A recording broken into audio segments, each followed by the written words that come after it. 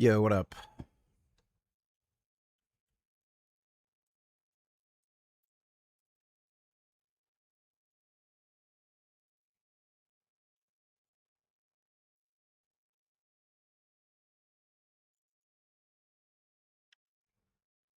Candace Owens debunked herself during this debate. Well, actually, she did it multiple times, and I will be releasing multiple videos, but here's the first one. So, Candace, who has consistently said Tyler Robinson was never on the UVU campus, she said that multiple times, is now saying, actually, he played a role on the campus on that day. If you said, was he involved that day, as Right. I have consistently said on my platform, I would say yes, he was.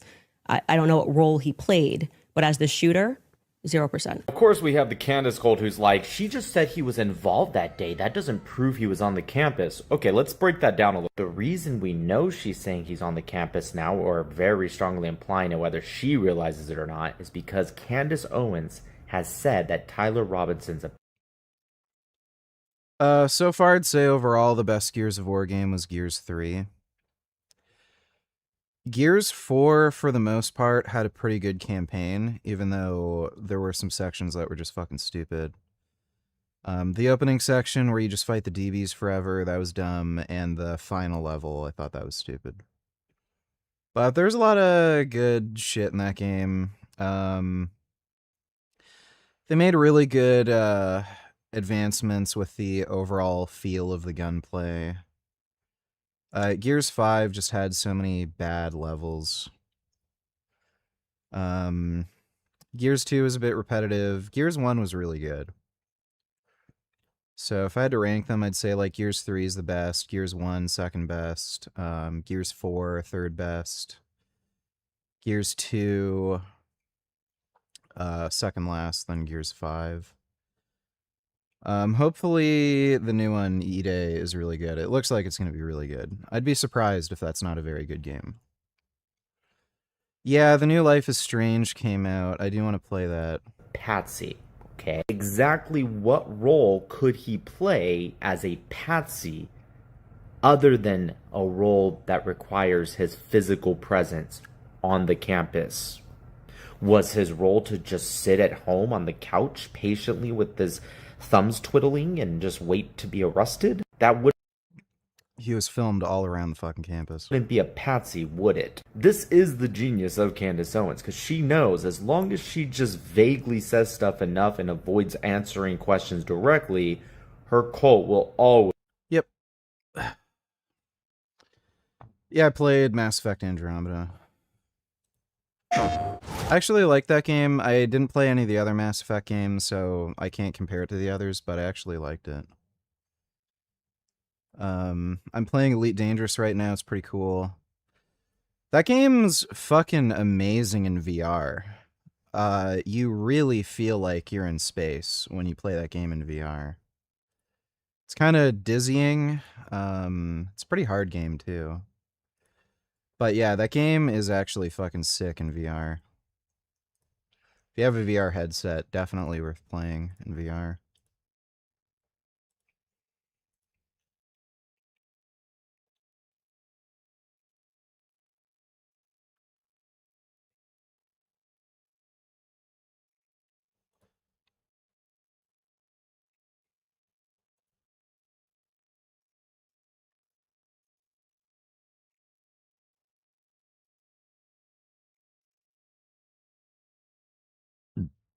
Ugh.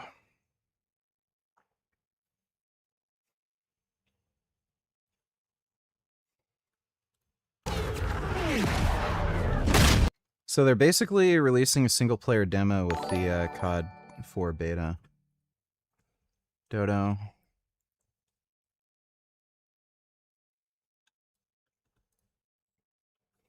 Sea River was so polluted, no ecologist thought that it could ever be restored. Somehow China pulled it off. At what cost, though? They planned and pulled off the largest expansion of wind turbines in world history. At what cost, though? The Chinese population is getting smarter while Western populations get dumber. I can guarantee you, with 100% certainty, Chinese people are not getting smarter. At what cost? China's invested more into the environment and sustainability. Chinese people are dumb as shit. Beyond fucking stupid, like you can't fucking believe. The only thing they're good at is, like, just math, but it's just because they do it so much. They're not particularly good at anything. Like, it's just they have a weird study culture, and they just end up getting better grades at math, but... Like, when you just look at their basic critical thinking skills and how they go through life, like, they're actually fucking retarded. Sustainability than any other country on earth. At what cost? Their cars are better and cheaper than Western cars. They are not better. They're cheaper, but they are not better. Where the fuck did this idiot get that idea? At what cost? They have a stable economy. They do not have a stable economy. How many, like, huge, like, fucking bankruptcies have, like, I think it's like 4 major real estate agencies and developers have had to go bankrupt. They have, like, they've had, like, similar financial crises as Russia, where they had to stop people from taking out money from their bank. They had, like, $200 withdrawal limits. At what cost, though? Their zero COVID policy was massively successful in avoiding the It was not massively successful. They had more deaths than any other country. same death toll the West had. They had way, way, way higher death toll. At what cost, though? They're investing in other countries within the global south like Ethiopia and Cambodia. At What is this guy? Why did you link me this?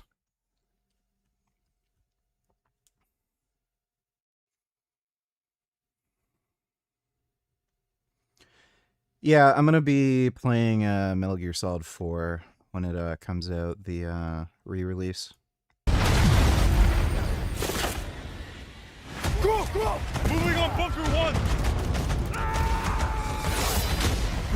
You're good. Let's go. Tier 1 be advised, man. Could be good. Follow me. Hurry!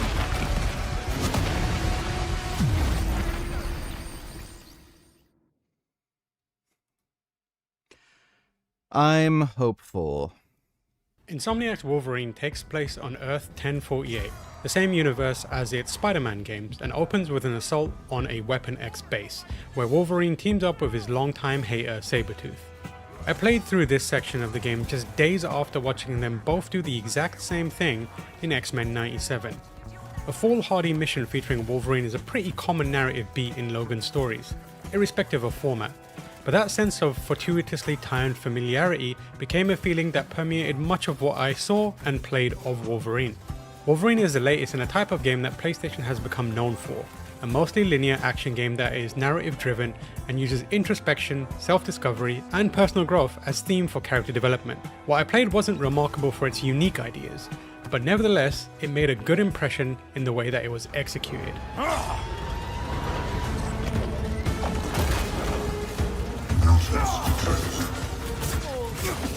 As it happens, that template works very well for Wolverine. In this universe, Logan has lived a life spanning hundreds of years. He's been through hell, figuratively this time. His memory is broken, and since the X-Men team hasn't been established in this particular... You know, I literally hate games journalists. They're fucking stupid. continuity yet, he's mostly a loner. This is a compelling starting point for the kind of tame the beast within tale that packs a big punch when it comes to this character. Though Wolverine may be a game made from familiar pieces, Insomniac is putting them together in surprising ways. This became apparent from the intro, where a calm, wizened figure finds a feral Logan hiding in the wild and extends a helping hand. If you thought that person was Charles Xavier, founder of the X-Men, you'd be wrong. This time, it's Nathaniel Essex, the X-Men antagonist who will become known as Mr. Sinister. By subverting expectations, Wolverine, the game not the person, establishes tension and sparks intrigue. It got me thinking about Essex's inevitable turn and what could potentially trigger a schism between him and Logan. But my more immediate task was to team up with Sabretooth and Mystique. Team X, as the trio is known, was put together by Essex, and are now trying to rescue him from the clutches of lunatic human supremacist Bolivar Trask. Mystique looks cool.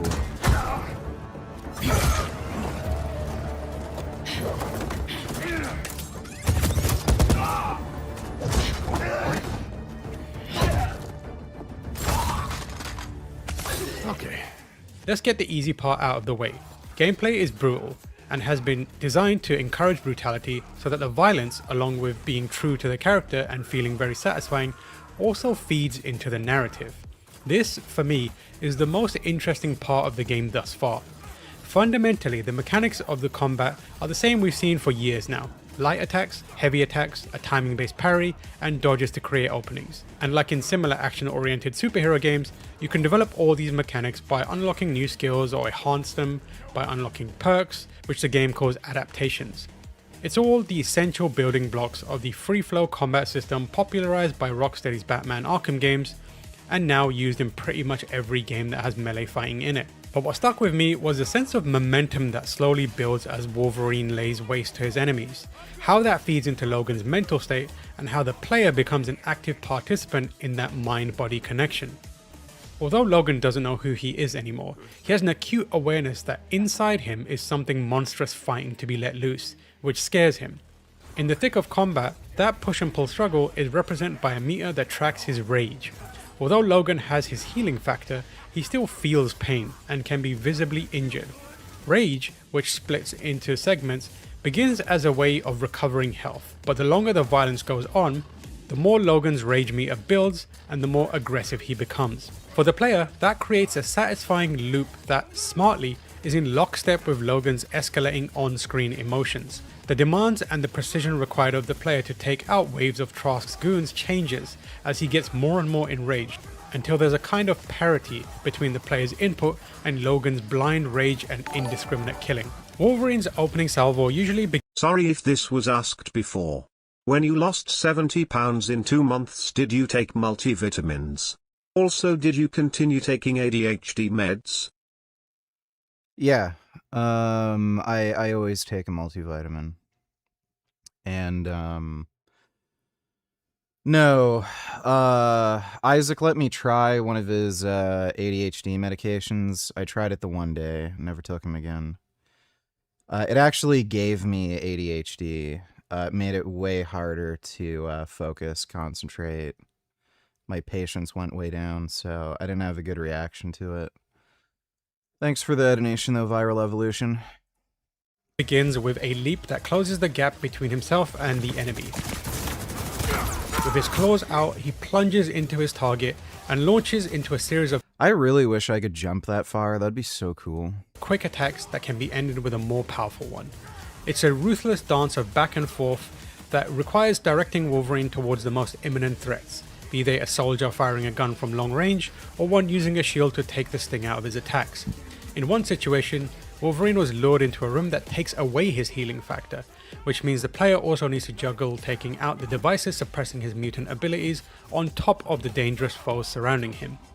As the rage built up, I initially used a heavy finisher where Wolverine impales the enemy on his claws and, by doing so, recovers health. This pairing of attacking until a bar of rage is available to heal and then repeating was very effective. However, by mixing in special techniques like the tornado spin, which sees Wolverine spin with his claws out to control the crowd of fodder, it becomes easier to maintain rage and continue building towards increasing the meter to its 3rd level.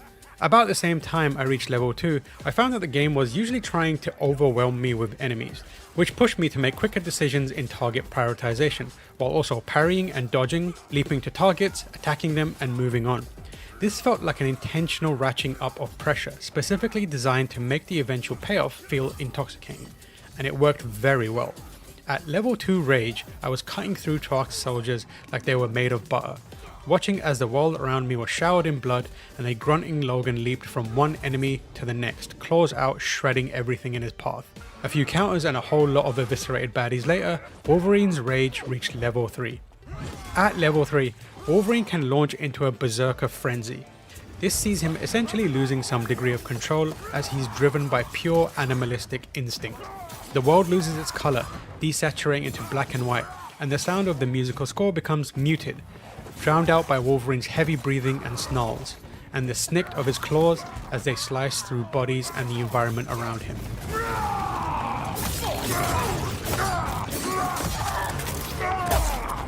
Crucially, the player's inputs simplify to just hitting 2 trigger buttons to viciously maul anyone in his path, instantly killing them. That process no doubt sounds pretty ordinary on paper, but I'd be lying if I didn't admit that the synergy between the various systems building into a big violent payoff put a smile on my face.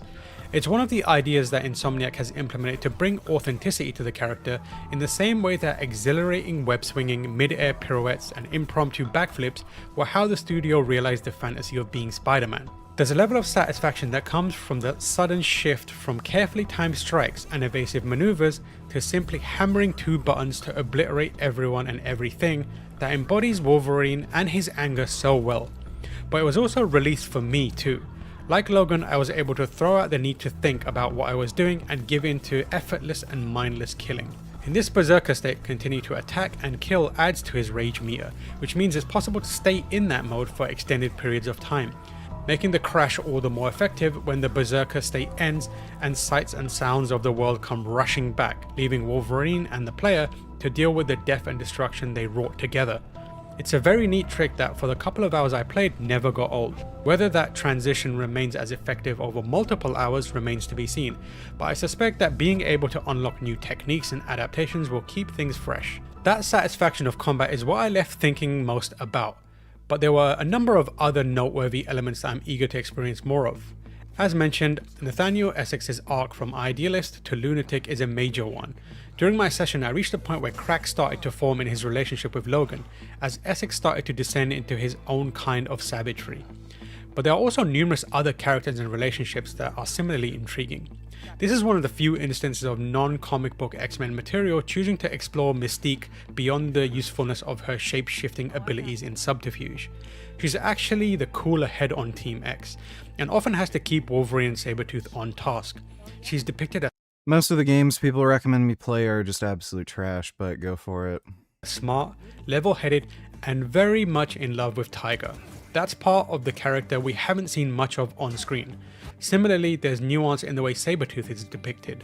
Although he's constantly giving Wolverine grief and goading him, it's clear that he sees him as a kind of kindred spirit, and though he'll never admit it, he's the closest thing Sabretooth has to family. That means that when cracks in Team X start to form, Sabretooth takes it very poorly, lashing out at Logan. You want to call the shots? Kick Essex's ass! Take charge! Jean Grey, meanwhile, is on the run, trying to help her fellow mutants while evading capture. As outcasts, Logan and Jean start to build a relationship that brings out the vulnerabilities in both of them. And surprisingly, my time with the game ended with the introduction of the Hand, a criminal organization that usually shows up in Daredevil stories, but are a big part of Spider-Man Brand New Day. This in turn paves the way for Lady Deathstrike to further complicate Logan's life. It's undeniable that Insomniac's take on Logan is firmly planted in familiar game design, but Wolverine is clearly doing more than just fitting a typical story of the character in it. I really, really, really wish I had Wolverine powers. Oh, that'd be so great. Just being able to heal instantly would be so fucking just nice. While I played, its take on Logan, the way it continues to build out Earth 1048, and the authenticity of the character in how he plays are where the team is aiming to distinguish the game. Given that these are the same pillars. Yeah, like, I'll probably play the Gears beta, you know.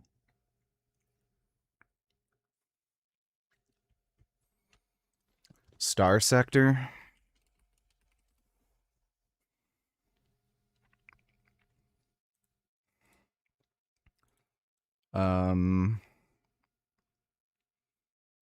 Are you, like, retarded by any chance?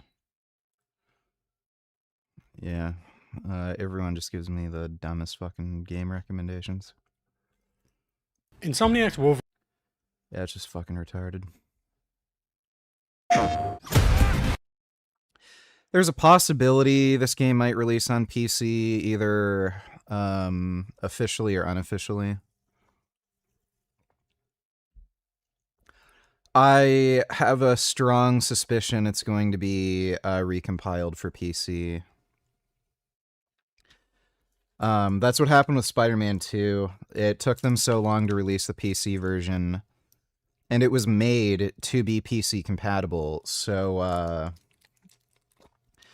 I think like 6 months, or I don't think it was even a year after the game released, there was an unofficial PC release for it. That was just a recompile. It's likely going to happen with this too.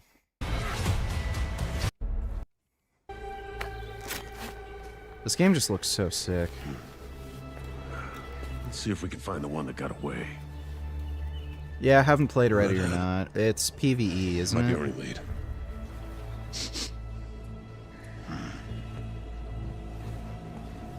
Looks like she took off into the industrial park. All right, let's search the area. Give me a status update. Perimeter stable. Holding position.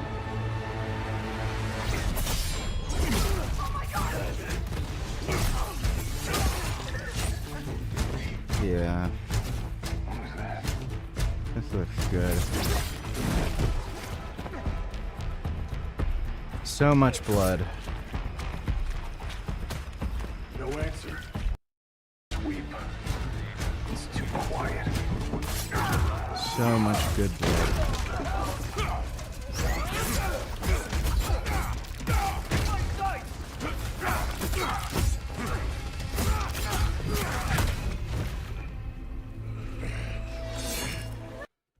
I'm psyched for that. Oh, dude.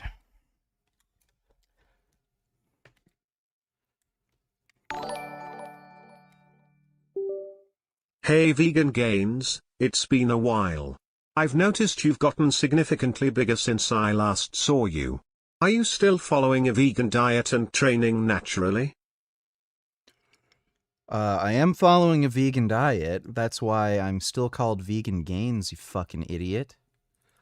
But no, obviously I'm not training naturally. That's why I've made video after video after video where I've said I've been on steroids. All my Instagram posts, I've said I'm on steroids.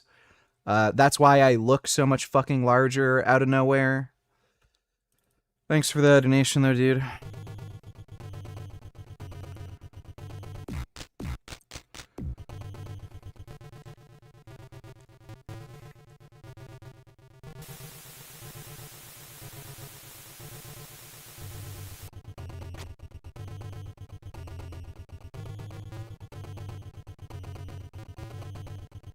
Oh man, that was fucking stupid.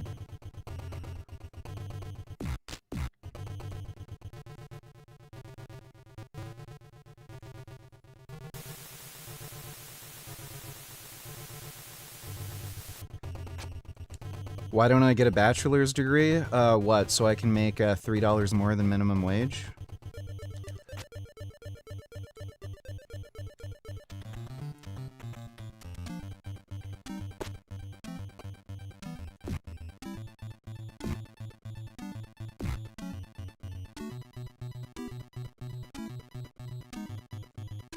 Fuck.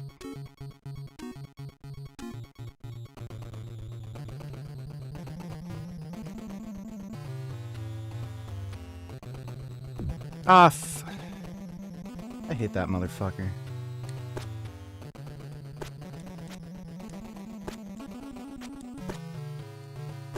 Fucking asshole.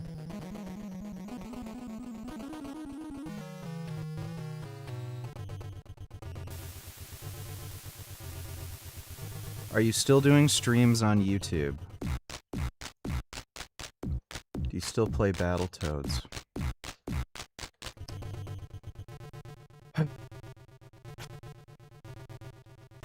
Oh, God. I pressed the wrong fucking button. How did I do that? Dude, we're right at the end. Like, after that dumb ghost thing, we're right at the fucking end. I can finally start doing full runs.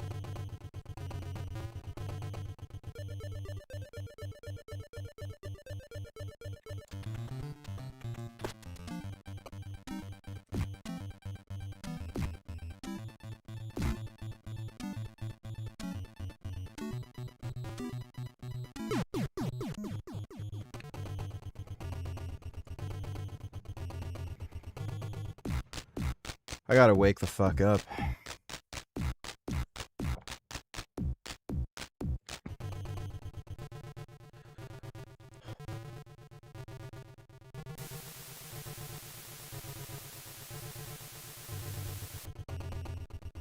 think it might be easier to drop down from here. Yeah, it probably is.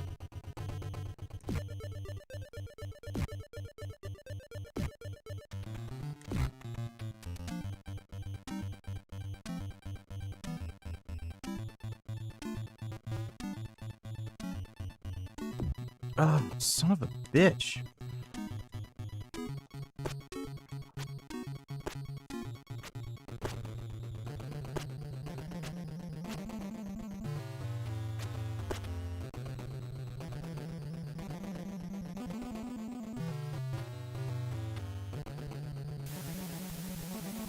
The game literally fucked me over.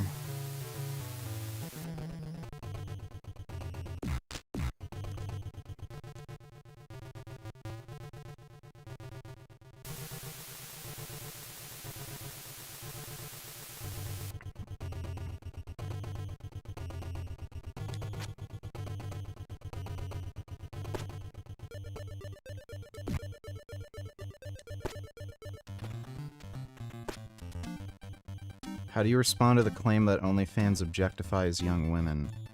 Yeah, how the fuck do you think they make money? Fucking stupid.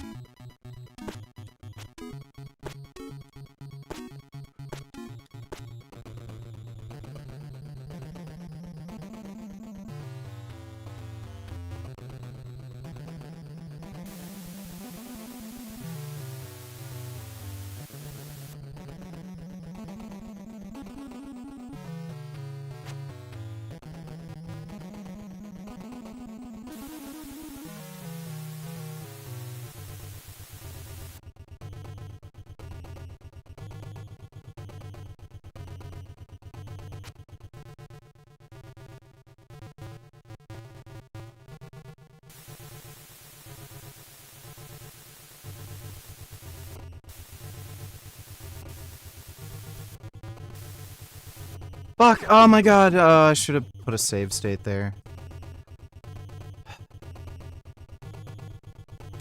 That's the last part, and then the level's over. Fuck me, what a load of bullshit.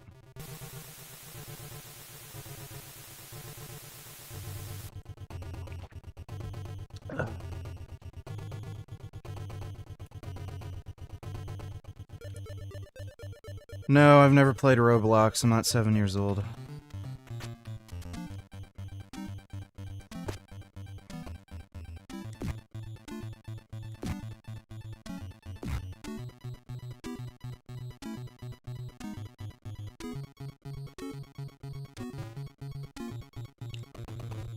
Fuck!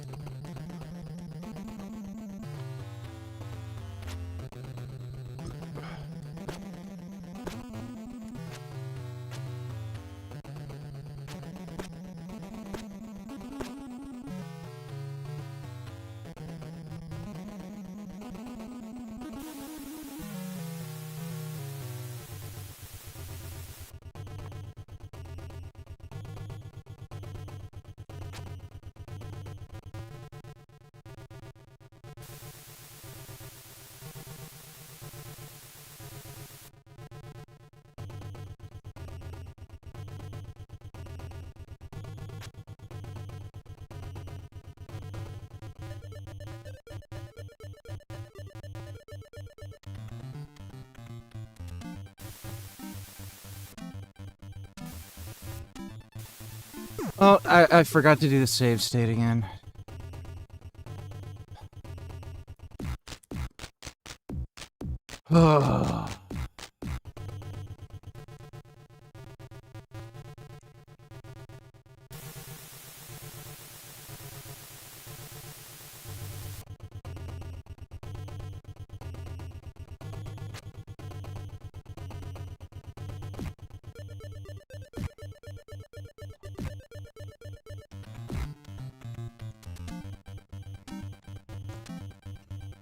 Why the fuck?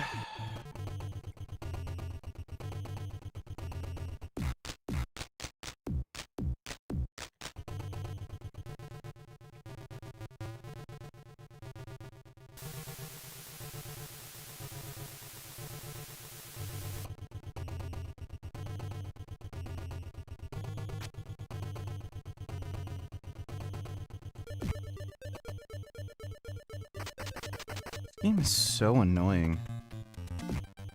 Just so fucking annoying.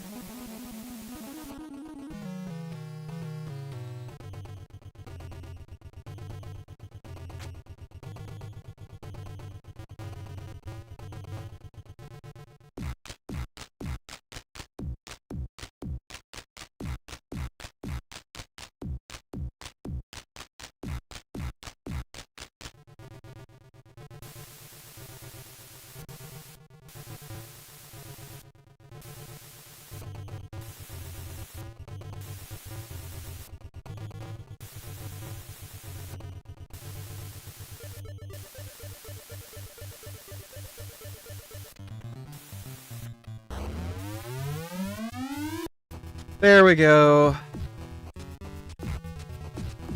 Fuck, what a bitch. See that bitch?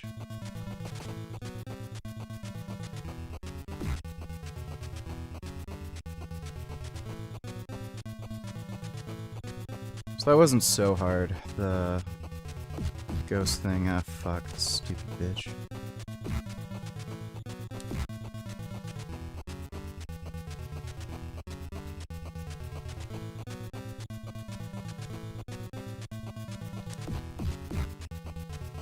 Fuck.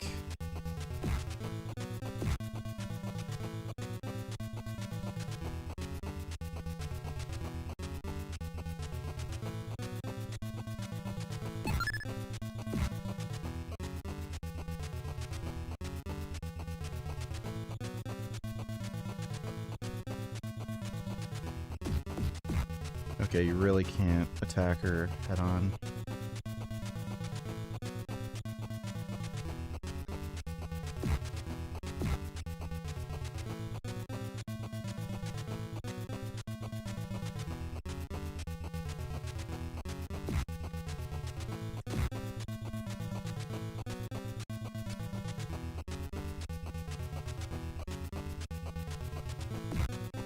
Ah, what the fuck?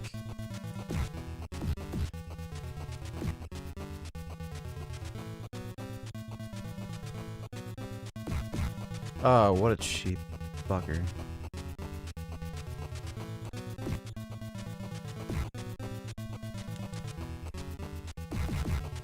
Oh my god.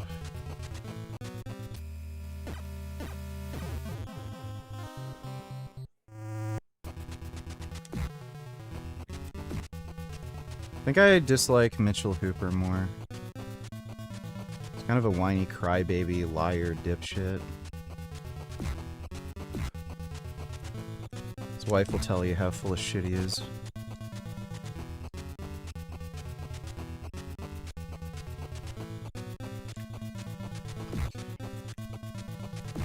Oh my god. Give me a fucking break.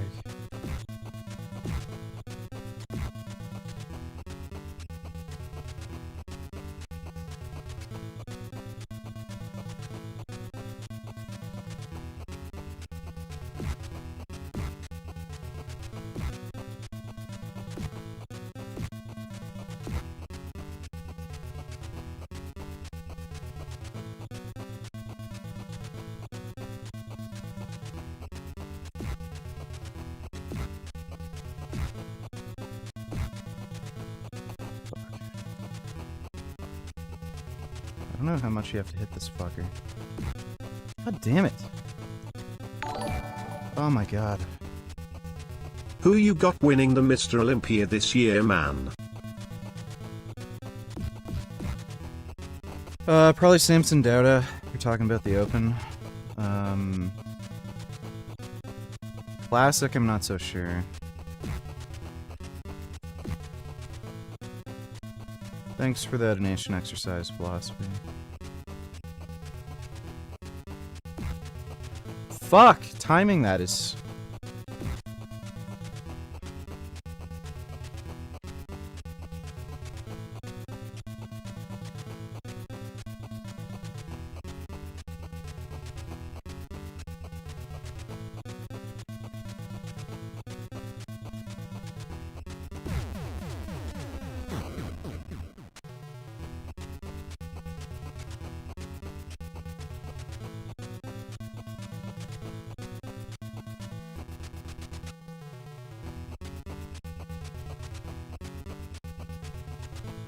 Oh, we won? Okay, good.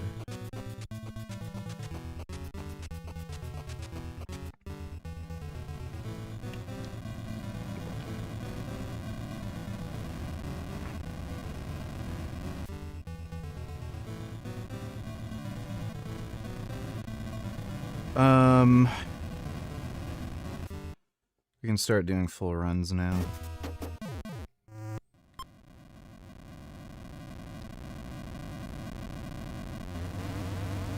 I just have to make sure that I hit the fucking warp at the beginning. I'll put a save state here just so I don't have to deal with the fucking intro. Oh wait.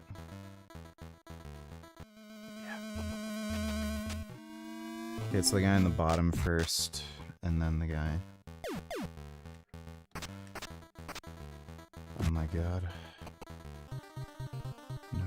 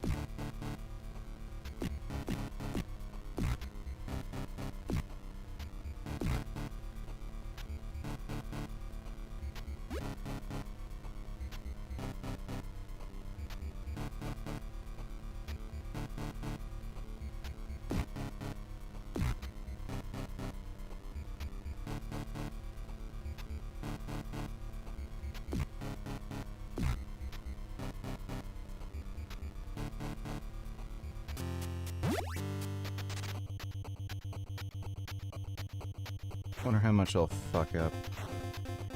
I haven't played these earlier levels in a bit.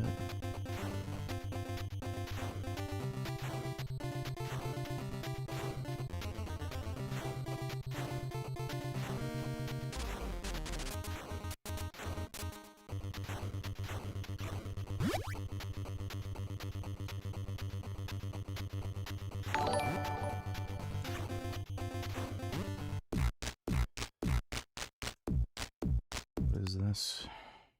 Man, I feel so bad for these actors, these cast members that have to work at the Disney parks. This person tweeted out a couple of very telling screenshots from her video that I would like to share with you all. For them, but these. So. I made it! No, you didn't. I made it! Oh, if I was a duck? Not me. It's not for me. Can you just pause for hours? Who cares? Thanks, Dodo.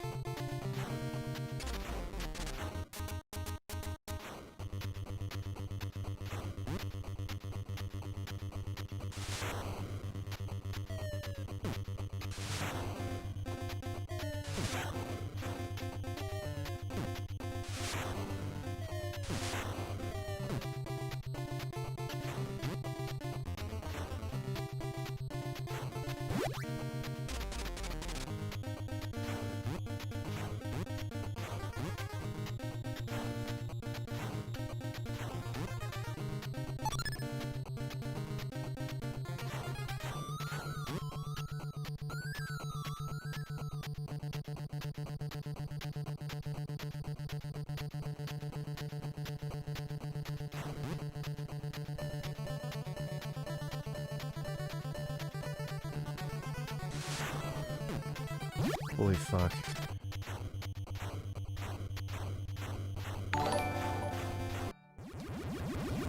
Okay, these Disney adults are just creepily staking a character from a children's film. Yeah, that's great. Thanks, Dodo.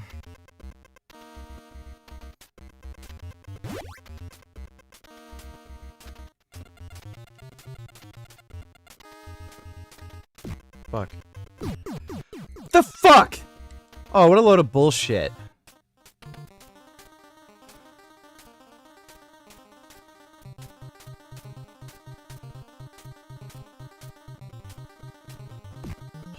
Fucking horse shit. Oh my god! Fucking shit fuck.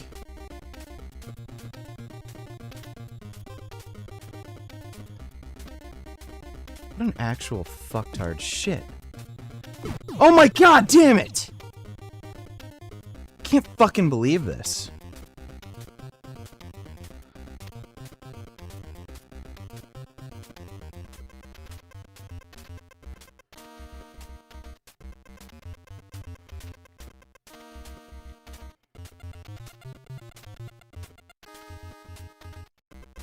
How did I miss that one up? Give me a fucking break. Damn it. Oh. Yeah, dude, seriously, fuck this game.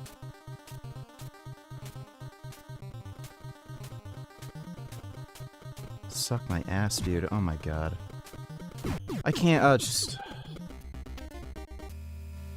We're on a perfect run, too.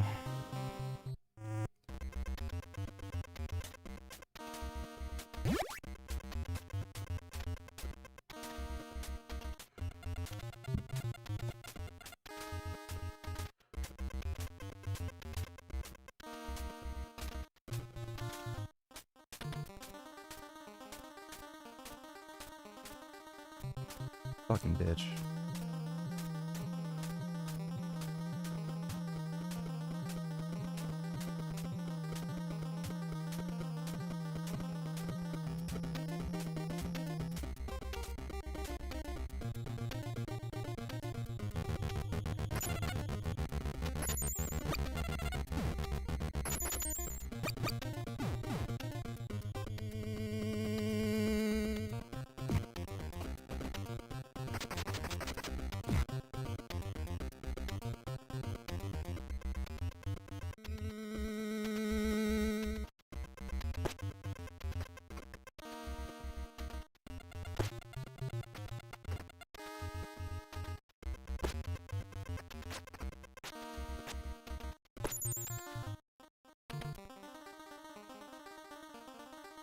The hell, I didn't get to fucking eat any of the flies.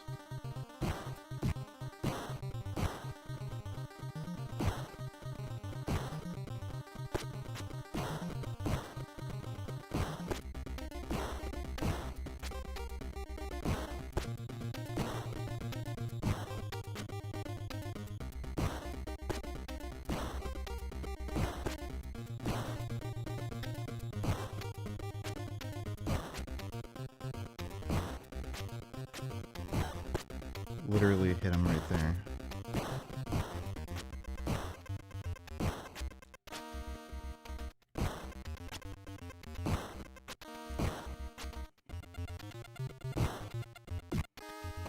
Give me a fucking break! The fuck? Like, what the fuck is this? Like, it's just flat out not letting me hit him.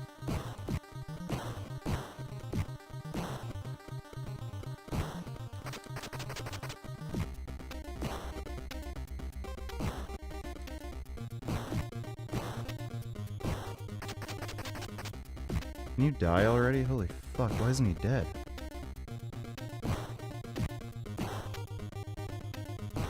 There we go, holy shit.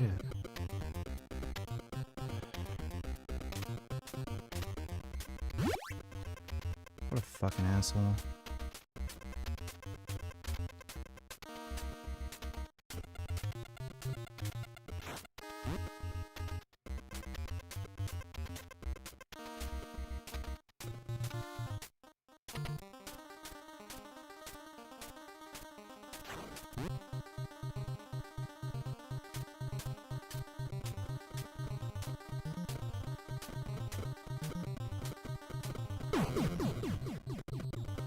What a bitch.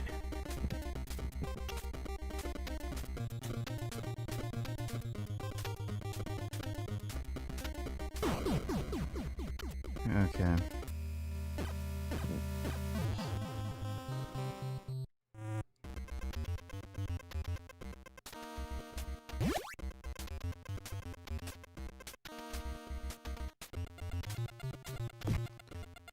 How in the hell? Okay, great. It is fucking great.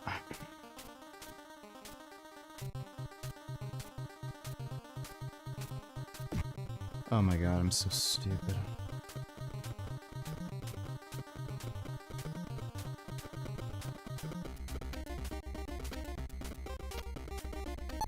There we go, 1-up. I don't know why that 1-up is so hard to hit. Oh, how did that get me? Fuck off. What a dickhead.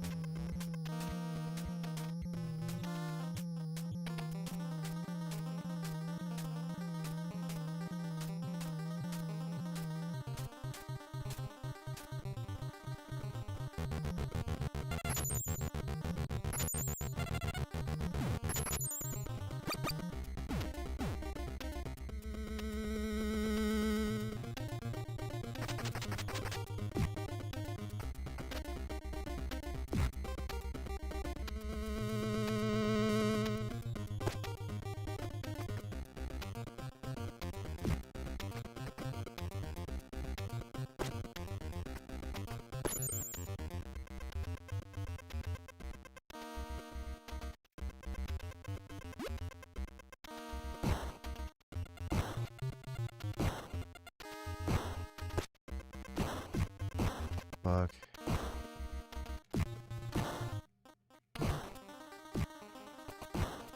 Oh my god.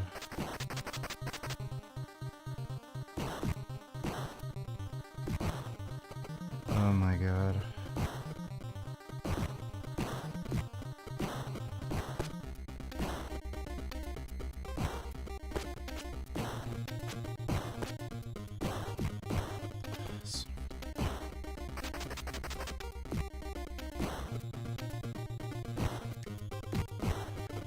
Why did it pick up the thing? I wanted to fucking...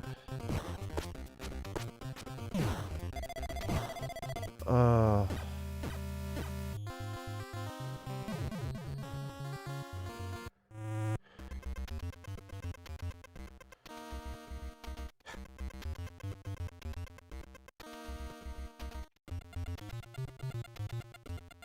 We're gonna be dealing with a lot of this shit.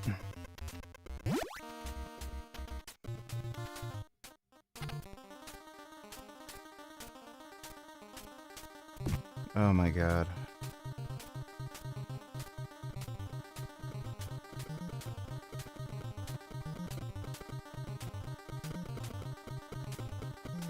That one up is really hard to hit.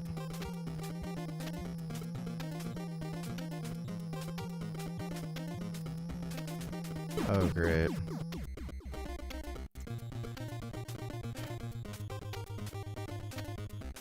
Dude, this game is just fucking impossible. What's weird is, like, when I was first playing through this, I didn't have this much trouble with this fucking level. But now that I'm doing a full run, all of a sudden, and I don't know how I keep missing that one up. What a shitload of fuck, dude.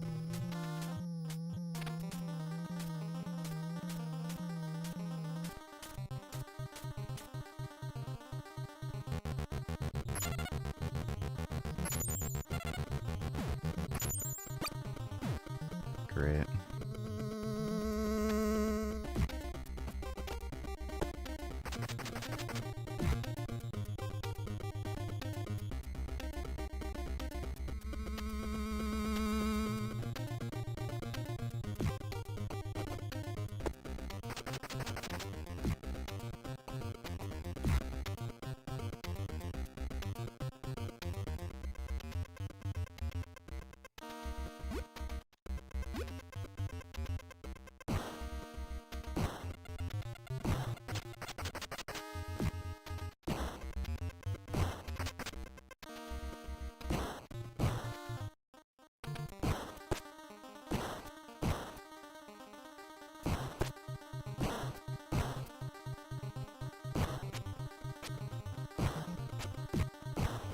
I was lined up to him perfectly.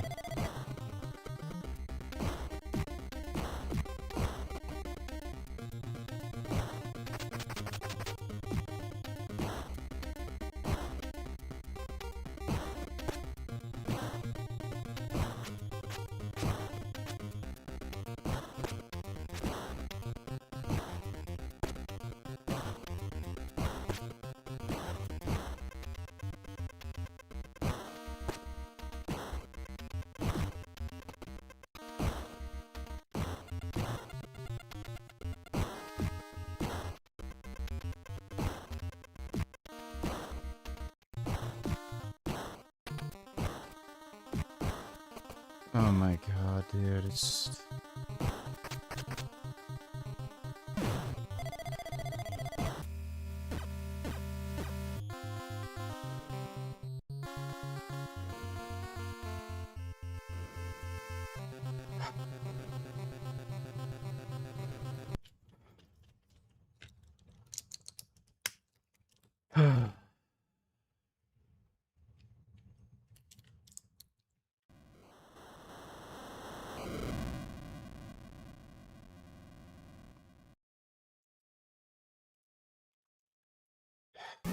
Try it later.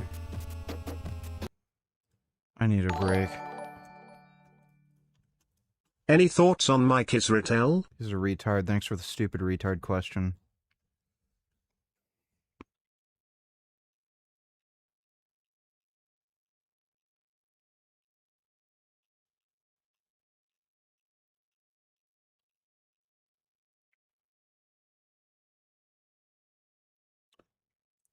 Escape from Tarkov is a piece of shit. I don't know why anybody likes that shit fuck game. Absolute garbage.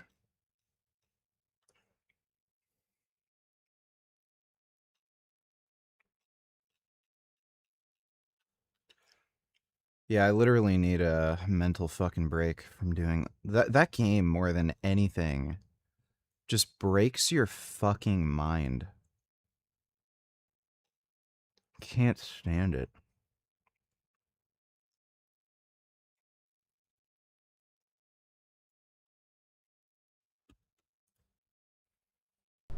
Everybody, just moments ago, President Trump confirmed there will be no appeal from the Department of Justice against the Jensen v. ATF ruling.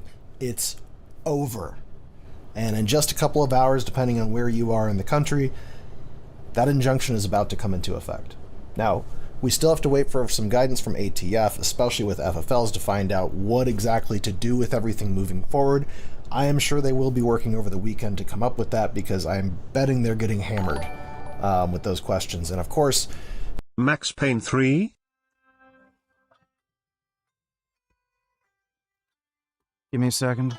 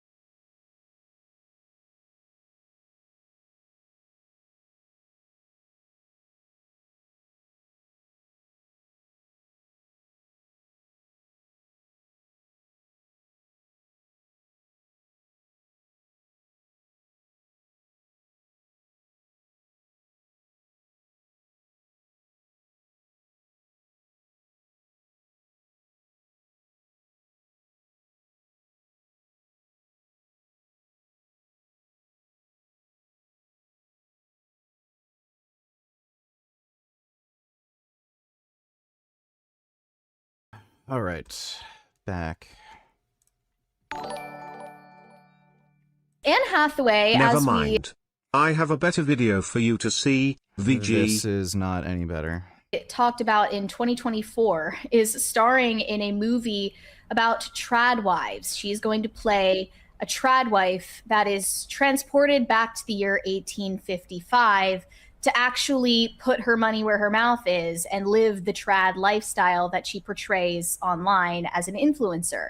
And this is a pretty obvious dig at Hannah Nealman, aka Ballerina Farm, who has this vast media empire and lifestyle brand based on her trad wife lifestyle. Although they have declined to mention her name in any of the press about this movie, it's pretty obvious that they are modeling this character after her or a cartoonish, villainous version of this woman. Anne Hathaway just spoke about the project for the first time in an interview at the End of Oak Street premiere. And I want to show that clip before we go further into this about the author. Yeah, I'm so sorry I had it backwards. I think we were supposed to do cat's eye seconds. Whatever. It's fine. Here we go. Here we go. Writing me, they're like, what? Oh, it's doing that thing that they always say. Here we go. Well, that's been a really fun Don't discovery mind the baby because, you know, I read a draft 2 years ago and I knew that the intense feeling that I had for it. So it's been really fun watching people discover it. I mean, I have friends writing me, they're like, what, how, and well, I won't say exactly what I was about to say, but one of my friends wrote me and said, you know, I can't remember the last time I immediately reread a book. People are just loving it, and I couldn't be happier for Caro. What a triumph for her, and now we just have to do the movie justice. Okay. So back when this was announced as a movie adaptation, the book hadn't even come out yet, and it just released in April this year and became a New York Times bestseller. However much stock you put in that title, I don't know, that's up to you. But there were theories flying around that Anne Hathaway actually was the ghostwriter of the book. And I don't believe that's true. I've looked further into the... Thanks, Dodo. Depending on what state you're in, this may mean nothing to you. For example, if you're in California, like, everything's banned, so this doesn't really do much. However, it does pose a really interesting question. Now, here in Montana, it's still illegal for me to have an unregistered silencer, for example, under state law. But now the question has to be asked, and I have not let up on the AG's Twitter account. I keep blowing him up on there.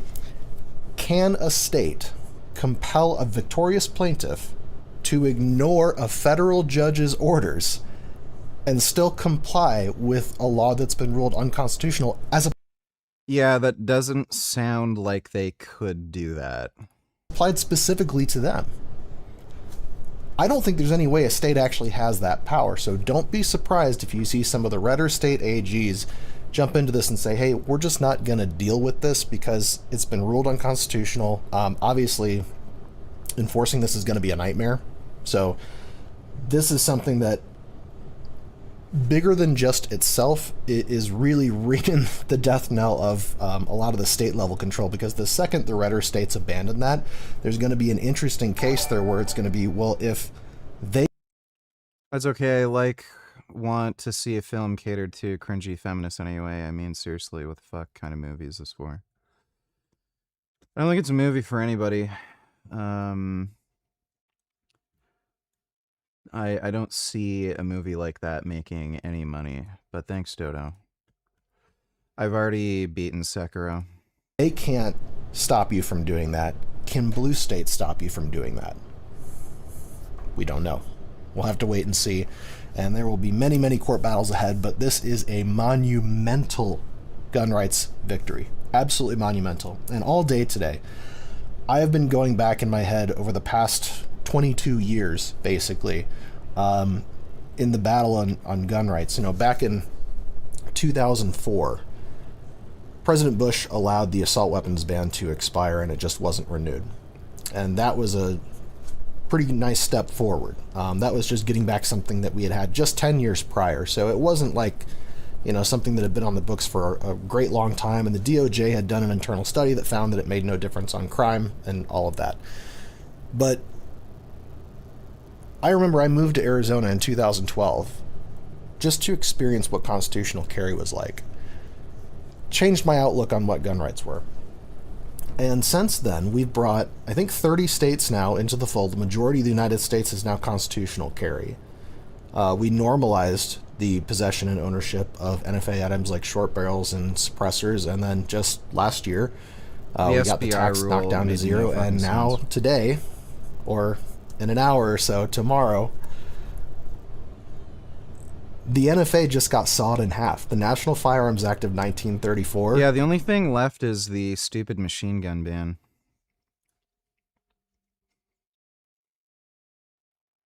Within days of the competition, he collapsed and is no longer with us. If a bodybuilder who we know is using performance-enhancing drugs, do not think that that had something to do with their demise.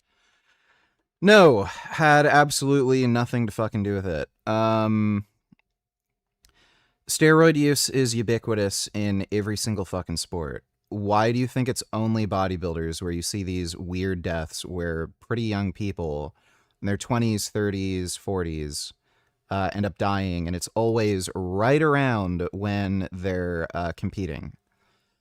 So, yeah, it has something to do with the way they're, like, dieting, training, overly exhausting themselves, and probably taking a bunch of stimulants and shit, and fat burners and crap like clenbuterol, why they're dropping dead.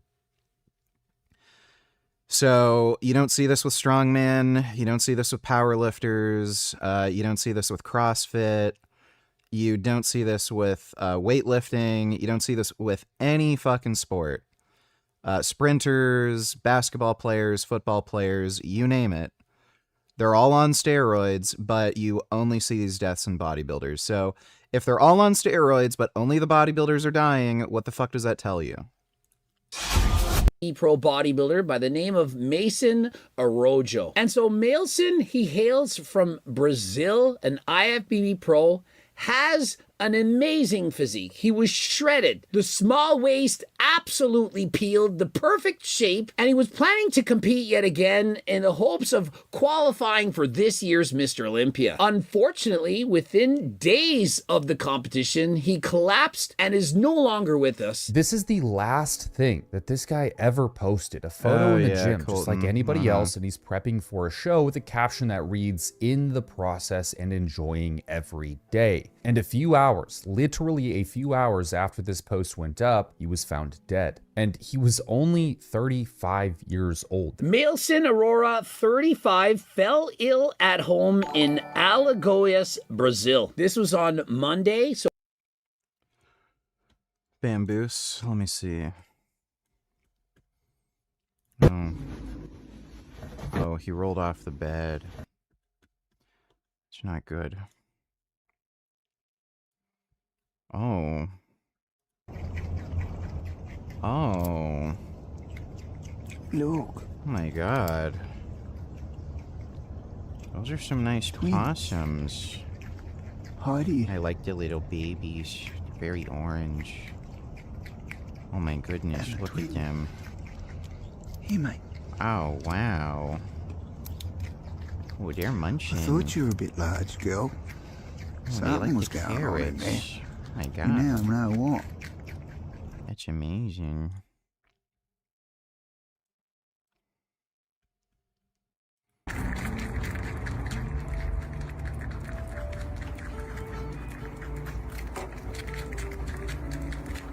Oh. Oh my god. Wow, it's a nice chunky groundhog. Our rescue centre, this is how we raise our orphan kangaroos at the baby kangaroo rescue centre in Alice Springs. I want one of them. All the orphan joeys. Maybe I'd get two so they can be friends. Big laundry baskets like this. Wow. All got their individual pillowcases to be in, but cuddle up with each other. I like kangaroos. This is Barnaby. Oh my goodness. Astrid. Jackie. Bella. Wow. Jules. They look really nice. They look really nice. Jody.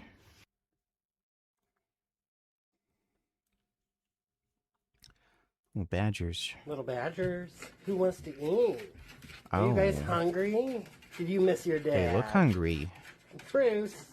Oh my goodness. Oh, Ravina. Big boy, Bruce. Oh my goodness. Oh, my baby badgers. Oh. They're little babies. Come here, Ravina. They look nice. Oh, I missed you. They look really nice. Mm-hmm. That's nice. Yes. Mm-hmm. Thanks, Bamboos. Yeah, if I could do the Mr. Olympia and I won enough shows, I'd do it. How have you dealt with roid bloat? I don't get that. Want to hop on 200 milligrams test for lifestyle enhancement, but the RAAS plus what is RAAS plus? E2 induced bloat seems annoying. If you're not fat and you don't eat like shit, you're not going to be bloated. Tons on the TRT subreddit say despite getting leaner, they get fatter faces when on exogenous tea. Yeah, don't listen to people on Reddit. They're fucking retarded. So, thanks for the donation, Geegan Veins.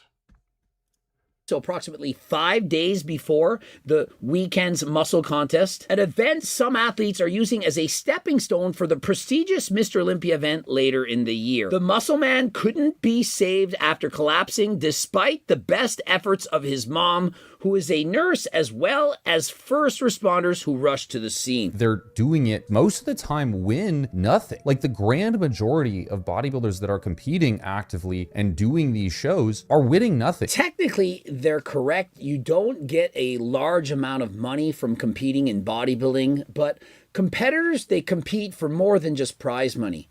Even if there was no money at all, for example, in the amateur ranks, people would still compete. I competed 42 times natural and never won any money at a competition. And even as a pro, blasting steroids for approximately 10 years, I still didn't win any money as a pro. We're not just competing for a plastic trophy. It isn't for money. It's for a combination of everything. The drive to be the best. And unfortunately, when you're competing at this level, if others are doing something, you're probably going to have to do the same thing in order to be competitive. And that is the use of polypharmacy, aka several different drugs, in order to bring your best look on stage. Add to that at the Mr. Olympia level or even at the Like, here's something that a lot of people don't want to acknowledge. If you're in a state where you can, like, drop dead at any minute, like, you're going to feel like you could drop dead at any minute. So I can guarantee you this guy probably wasn't feeling all that well, and he just kept pushing anyway, and then, yeah, sure enough, he just dropped dead. So, like, okay, if some idiot wants to diet, train like fucking crazy, be on performance-enhancing drugs, along with a variety of other fat burners, I can guarantee you this guy was probably using clenbuterol, T3, what's another one? Probably like ephedrine or something like that. Like, especially since he's from Brazil, a lot of those dudes apparently in Brazil, they really, really like to run high doses of fat burners, like T3 and Clen. So if the guy was feeling like shit, his heart rate was accelerated, shaking like fucking crazy, and he felt like crap, and he just kept doing it anyway, like, can you really blame the drugs he was on, or was it him just being fucking stupid? It's kind of like if you go out drinking, and then you're at a point where you don't feel well, you're vomiting, and you're acting like a jackass, and you just keep drinking. It's like, is it the alcohol's fault that you, like, got alcohol poisoning and died, or were you just being fucking stupid? So, like, again, amateurs, people using things such as... Look at these whiny Karens crying about men approaching them just to talk and recording them in public. They really Trying to get public street laws changed. Fuck Karens. This guy who calls himself Ezra secretly films women with smart glasses and shares the videos on his profile. Like most of the men who do this, he first comes across as being nice. But what he mainly wants is to rack up views on social media. And when one of the women, Miriam Afani, calls him out for recording her without her consent, you can record anybody in public without their consent. It's called, I think it's a First Amendment right. Turns out Ezra is not so nice. Yeah, you can record people without their consent in public. It's your right. I felt exposed. I felt ridiculed. That's great. He has a right to film you. But still, the biggest emotion, the strongest emotion was anger. Like most women in this situation, Miriam had no idea she was being filmed. Smart glasses are often mistaken for regular eyewear, but they include a built-in camera that can capture photos and videos from the wearer's point of view. Meta's smart glasses have a light that is supposed to indicate they're recording. But there are several tricks and tutorials on how to cover it up. Meta, which has the most popular smart glasses on the market, says it's working on ways to make them more trustworthy. It's a violation of our right to privacy. No, it's not. Again, you have a right to film in public, you dumb bitch. Our right to bodily autonomy. It does not violate your right to bodily autonomy. And it could have a really chilling effect with women's ability to feel free and safe. Women can record men in public too, you idiot. In all public spaces. I'm sorry. Like, you don't feel safe when there's a camera. Like, what? The days after the incident, I didn't want to leave the house, only when oh no, the camera's gonna get me. necessary. The videos are often accompanied by judgmental comments on the women's appearance. Perpetrators also... Oh no, somebody called me fat or ugly. My life is over. Someone on the internet left a comment. boast about their skill in tricking their female targets, often including the hashtag RIS, meaning charisma. It's an intrusion into women's bodies. Yeah, the camera isn't going up your ass, so no, it's not.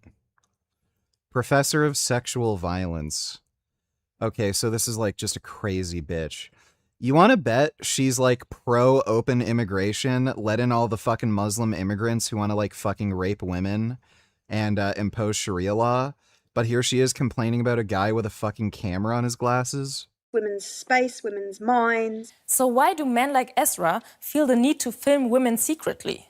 Researcher Fiona Vera Gray points out that most men don't do this. But for those who do, it is usually about control. It's clearly about social media. Power, right? I think we can see quite No, it's about social media. That's why they're uploading the videos to social media. clearly that it's power. They need By the way, women do this like fucking crazy. Like, there's that whole TikTok trend where women film themselves at the gym and then record dudes around them. And when, like, a single dude even glances in their direction, they're like, men stare at me. to show that they're a man and they need to have power, using this technology to be able to do it, to share it with other men. And it's like, we've got one over that woman. This man decided to use my body for clicks and views. So can Miriam...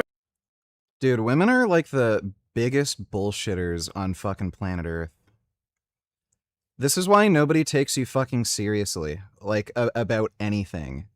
Like, you just complain about fucking bullshit. and others do anything to stop men like Ezra covertly filming them and refusing to take down the footage? We're just looking in the wrong direction. We need to be focusing on what men and boys can do, and this is about all men and boys. All men and boys need to start talking to other men about the fact that being a man doesn't mean you have to prove access to women's bodies. And I think this is like fucking insane. These people have social media accounts that are geared towards dating, pickups, how to talk to women. How the fuck are they going to have that form of social media without recording it? Like, it's just fucking retarded. it's an issue for government and legislators and policymakers to put something in place that is really going to work very Yes, violate everybody's constitutional rights because I don't want to be filmed in public. Very quickly, both on individual offenders, but also on companies, to start building in safety by design so that they are not releasing technology. What do you mean safety? The camera isn't attacking you. To the market that so quickly. Fucking dumb bitch. PMMA. Permanent filler within the muscle, or perhaps you've heard of synthol or hyaluronic acid, and some will even use implants in various parts of their bodies. I can accept, similar to, a professional football player's career. They may get a traumatic brain injury, but at the end of the day, their career has earned them 30, 40, 50, 60 million dollars. That's kind of a good trade-off if you ask me. I gotta disagree. It isn't even close to a good trade-off. If you told me that for $60 million, I'm going to have a traumatic brain injury, that I'm going to die an early death 20 years younger, it isn't even close to worth it. Now, when you're young... That's your opinion, Greg. For other people, it may be worth it. For example, Coach Colton, he's very, very young. You don't see things the same way as you do when you're 60. If you find out, like this guy, that you've reduced years off of your life, you most certainly would regret those choices when you get older. In this video, for example, You're gonna die either way. So what fucking difference does it make? Flexing, so you could argue like this is him tensing that's making his head shake, but he has like these really weird like vibrations going. Yeah, he's on clenbuterol. Onto his head, which do... Yeah, that's clenbuterol. It makes you shake. Kind of make me consider the fact that there could be a very large degree of stimulants going on here. And so, of course, there's... Yeah, that's at least clenbuterol. He's probably also taking ephedrine. Stimulants going on. Almost everyone dieting for bodybuilding competitions are using, for example, clenbuterol or T3, T4. Many are even using harsher compounds, like, for example, using some adding. I can't say the name, don't want to get demonetized. Recreational substances that are banned. Not saying that he is, but many actually are. These things, depending on their current potassium intake, will create an environment where you deplete so much sodium and elevate potassium so high that you get hyperkalemic, which can cause your heart to literally just seize and stop. And so he mentions hyperkalemia, which is having elevated levels of potassium. And one thing we know that causes this is the use of certain diuretics. Seeing as he was Monday leading into a show on the weekend, many bodybuilding coaches have their athletes use aldactone far too soon. Way ahead of the competition, because the athletes, they want to think that the coach is helping them. Well, again, what the fuck does this have to do with steroids? So, again, if the theory is this guy became hypokalemic from a diuretic. Hey VG, can you please react to this video of Hafth's 200 kilograms Atlas Stone WR? 8 reps in 58.5 seconds. First 7 reps, 1 motioned. The next man on the platform is Hafthor Julius Björnsson. Give him a huge... The fuck is the quality so shit? Welcome.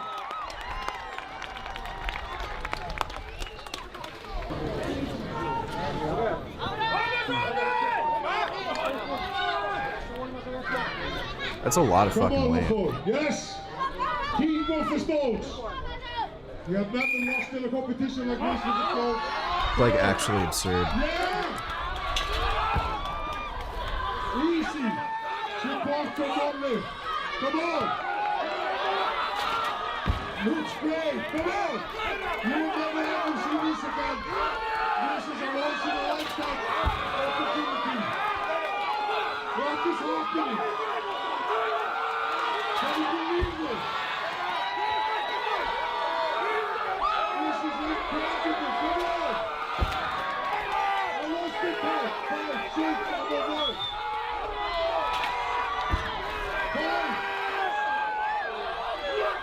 This is incredible. 6.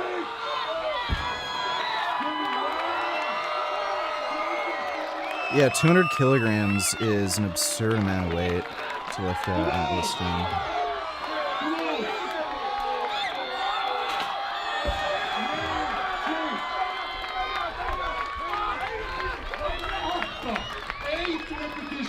I've seen the training to do the Atlas stones. It just seems like such a fucking pain in the ass to set up. I was thinking of getting one of those adjustable Atlas stones. They're kind of expensive, but they're not like absurd. Dude, oh my god, it's just horrendous. You have to get that tacky stuff, and like it takes like 2 hours to like put that shit on and then take it off. Like, fuck that. So I just decided not to even fucking bother with that crap. It's just so sticky and fucking gross. Thanks for the donation, Hawker. And when they say, hey, I don't look as dry as I should be, I've seen on Instagram other guys who look leaner than me, the coaches will deploy the use of aldactone far too soon. And why is aldactone not a good idea? At least this far from competition. I don't know why they don't use hydrochlorothiazide, because it gets rid of both sodium and potassium. It's safer. Like, it's not going to make you hypokalemic. Well, because aldactone can in fact cause hyperkalemia because it's a potassium-sparing diuretic.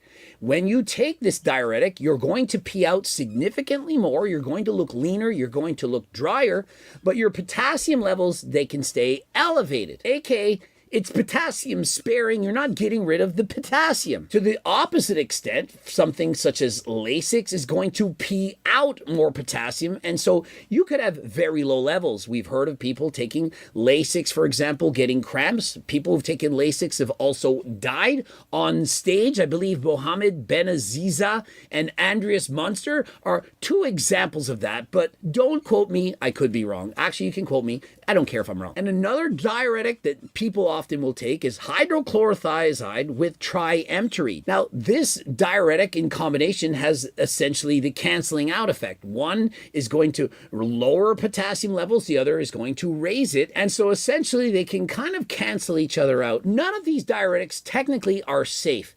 Obviously, diuretics should be used with the advice and consent of your doctor. I've used diuretics for years. The first 42 shows that I did were 100% natural.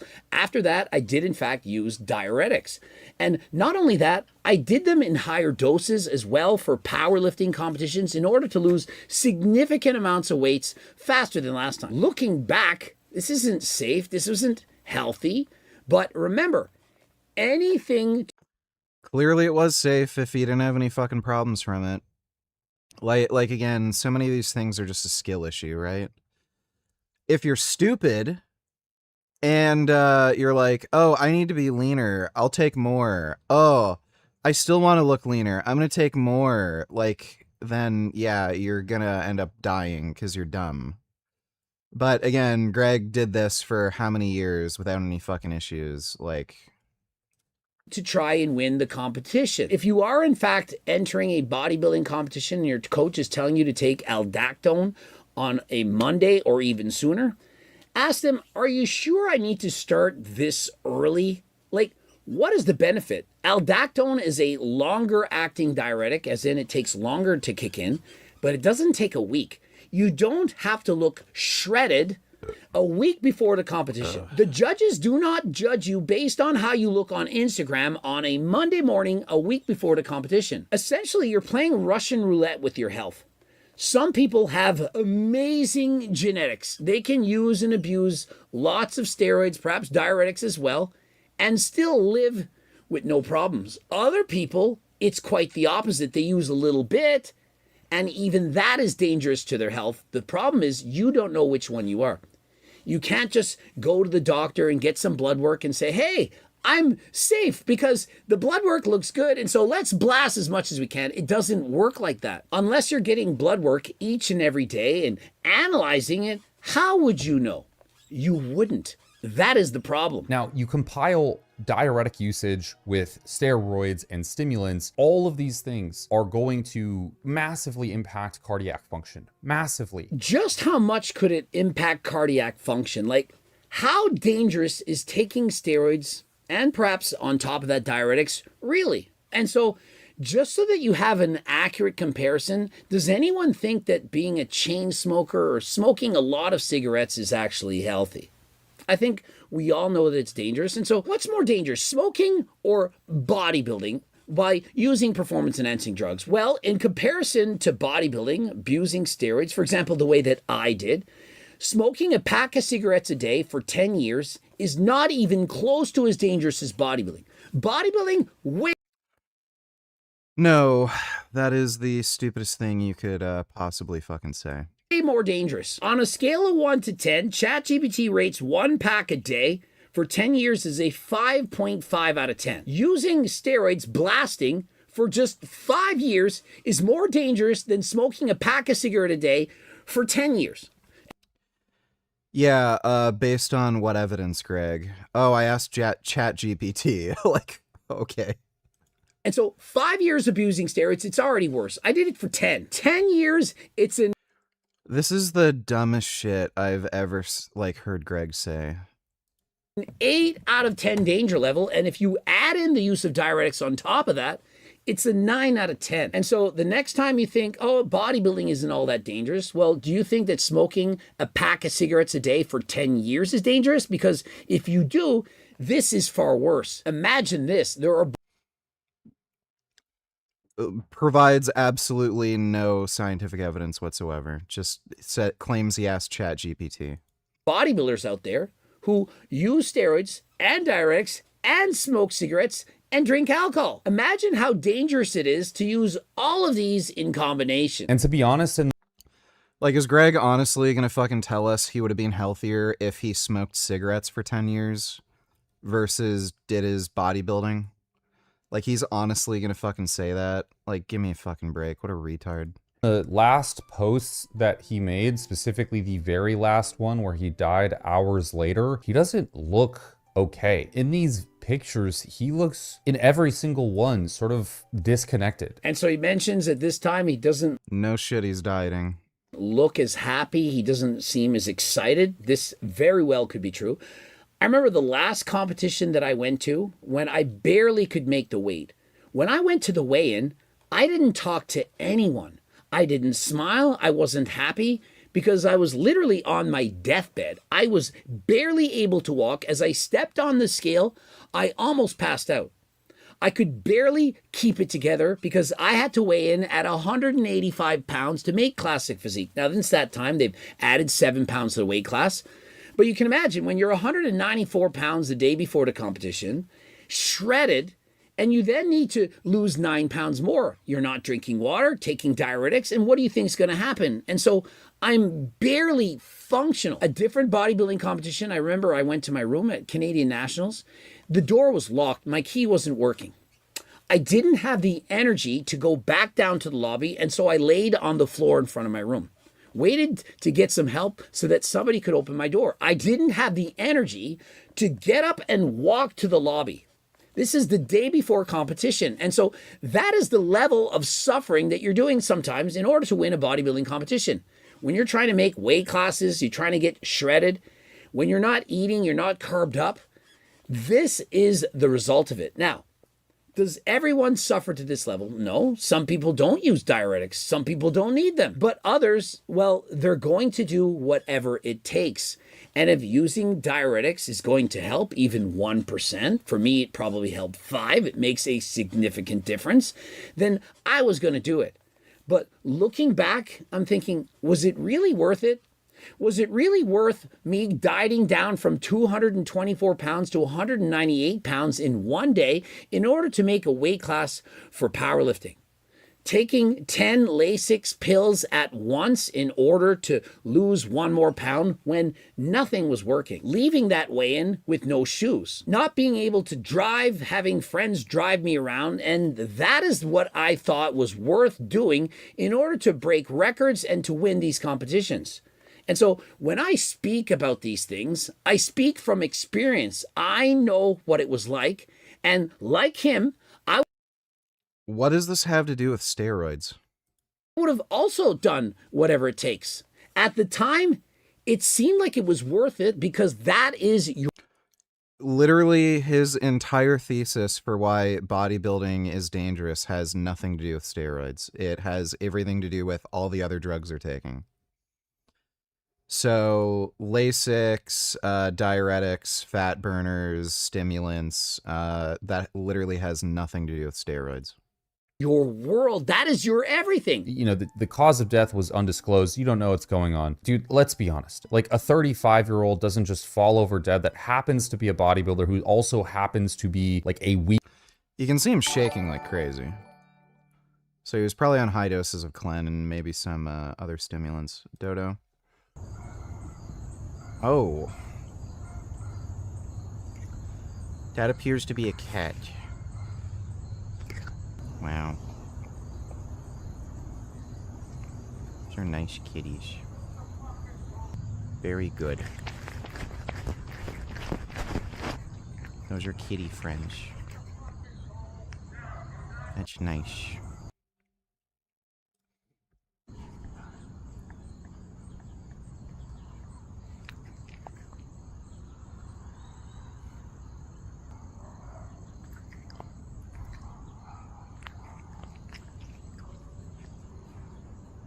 Smell his toe beans.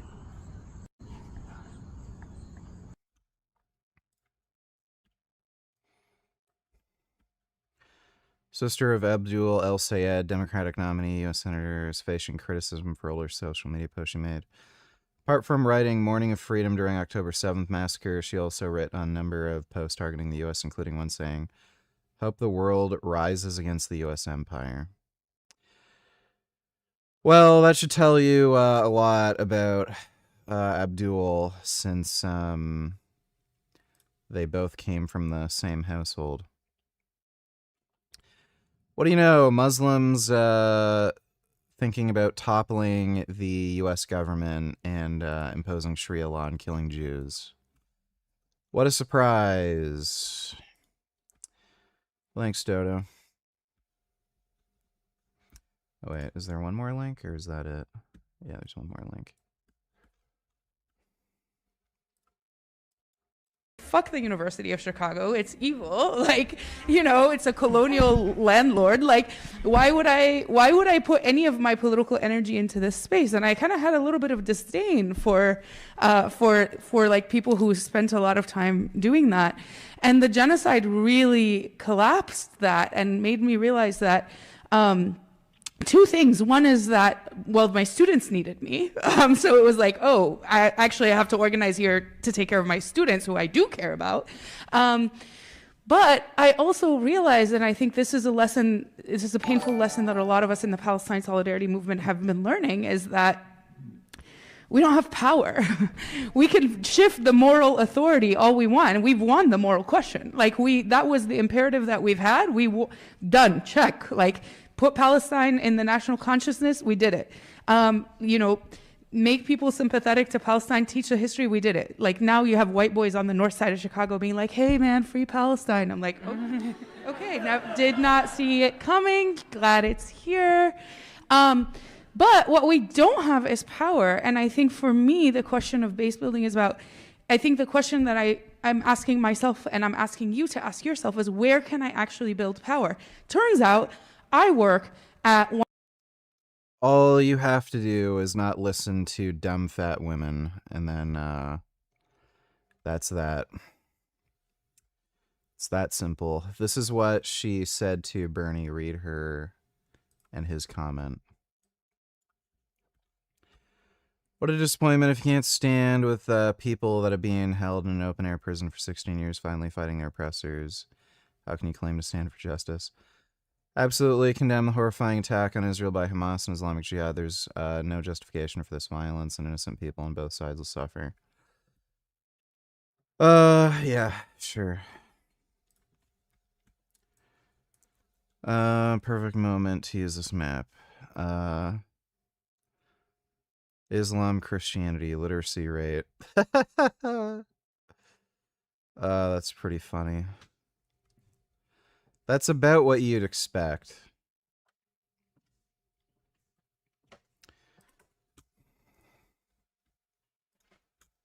And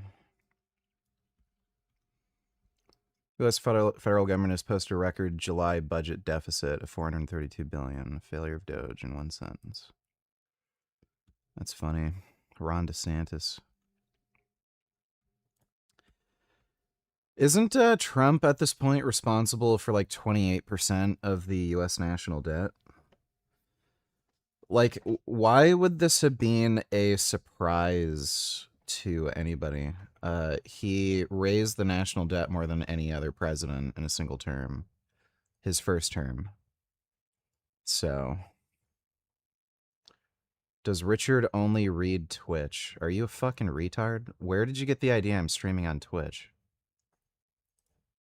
Week out from his next show. No cause of death was released, but do we really need a cause of death? A lot of times people, they pass away and we don't learn why. They don't want to post about it. These are private details from families. But we can still speculate. We can still make videos in order to help people. If a bodybuilder who we know is using performance-enhancing drugs, or at least we assume that they are because, hey, frankly, basically everyone else is, do you not think that that had something to do with their demise? And so, No, had nothing to do with it. Literally everything Greg mentioned had nothing to do with performance-enhancing drugs. of course, if you want to see if you're healthy, what damages have you been doing, you can go to Al Gore X. You can get your blood work taken. Doctors can prescribe medication. Like, just put this into perspective. Strongmen are probably, like, have some of the worst lifestyle habits imaginable. Not only are they on steroids, but they're almost universally just fat as fuck and eat like complete gluttons. Like Eddie Hall has gone over what he would eat in a day when he was at peak bulk mode for strongman, and when he did that 500 kilo deadlift. Like, that was just absurd. Out of this world, fucking absurd what he was eating. I don't know, like, he had to have been on insulin, because there's no way a human being would be able to eat that much food and be able to actually, like, process and digest it without taking insulin. He's alive, and for the most part, seems alive and well.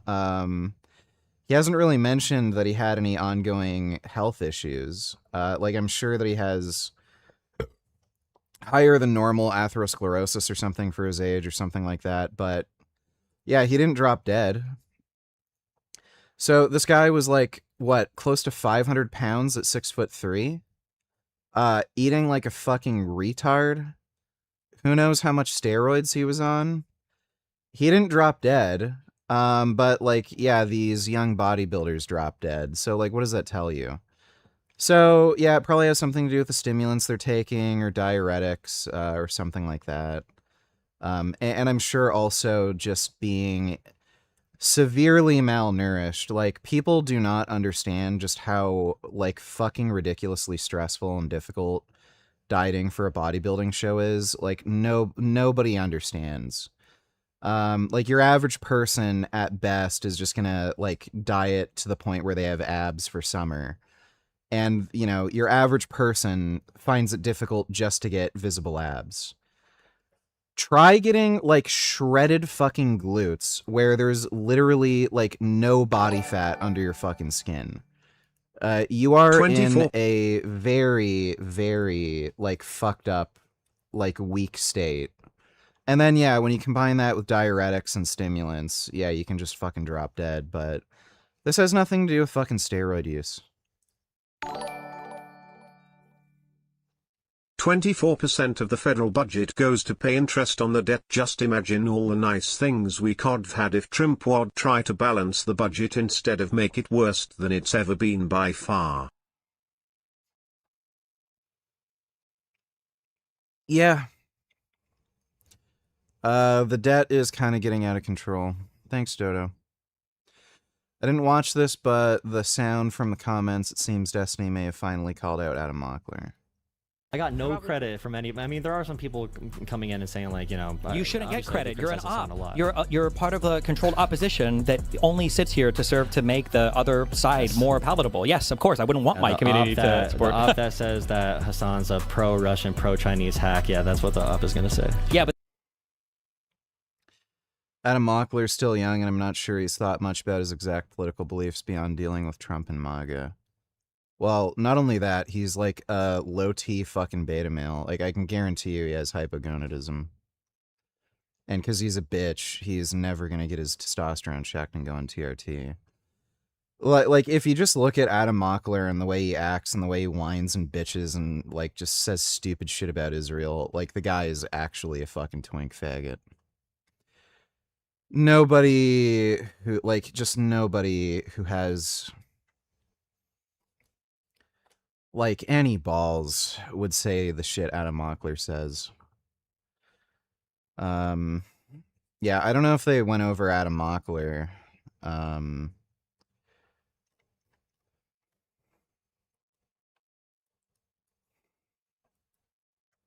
Outcomes of overall votes moving towards the Democrats' direction. So I think Adam Mockler, there's more concrete demands that Adam would make with his content, and it's more actionable, where Hassan will fade into obscurity the moment that DSA, the moment like moderate Dems have good candidates against the DSA types. Sure. So then the second question, because I said I would have two questions regarding that. Well, so the first was the performance, where I feel like a neutral viewer of both fans is going to be more pulled towards Hassan afterwards. They're going to get a more palatable view of Hassan.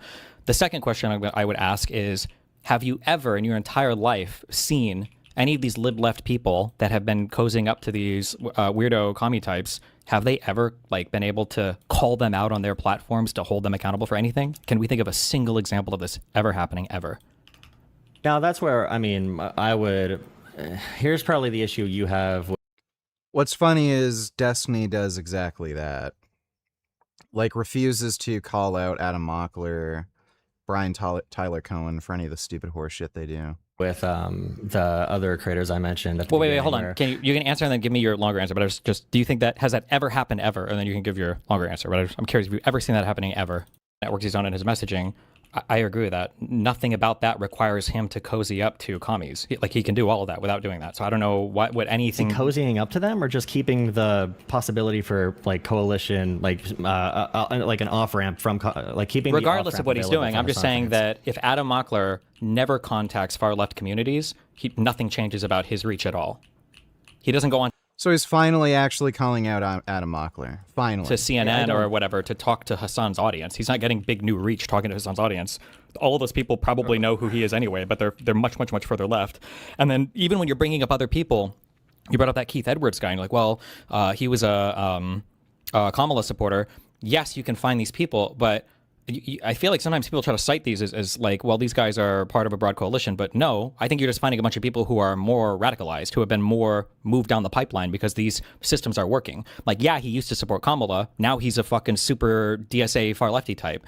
That Umish voter guy that everybody's so mad about or whatever, whether they're mad about the guy himself or mad about me for spotlighting it so much, that guy was also like a McMorrow supporter. It looked like, and if you dug more into his past, he seemed like he was a little bit more moderate. But like a lot of these people become super radicalized because of this one-way system we have where we can't really critique the far left that much because a whole bunch of people like you're going to say, well, I don't really think it's effective. And for the far left people, I don't know. It seems like they're gaining more popularity. It seems like it's working decently well for them. Yeah, a question I had for you, Jola, right? Because you mentioned that I tell me if this is mischaracterizing your argument, but you seem to be arguing that if we are mean to, or if we are too mean or cross the threshold of meanness towards people like Jon Favreau or other people we feel are running cover, right, for the left, that they will not come to our show and that it will limit our reach. Is there any conditions where we can be mean to these people, right? Like, is there a line that they can cross where it's now acceptable to be mean to Hassan or someone that is running cover for Hassan?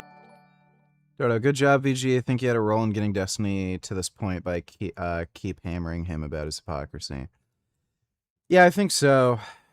Because, like, it's actually fucking ridiculous. To this day, he still supports, like, some of this DSA brain rot shit, but, like, maybe he's actually finally like, oh, I'm part of the problem.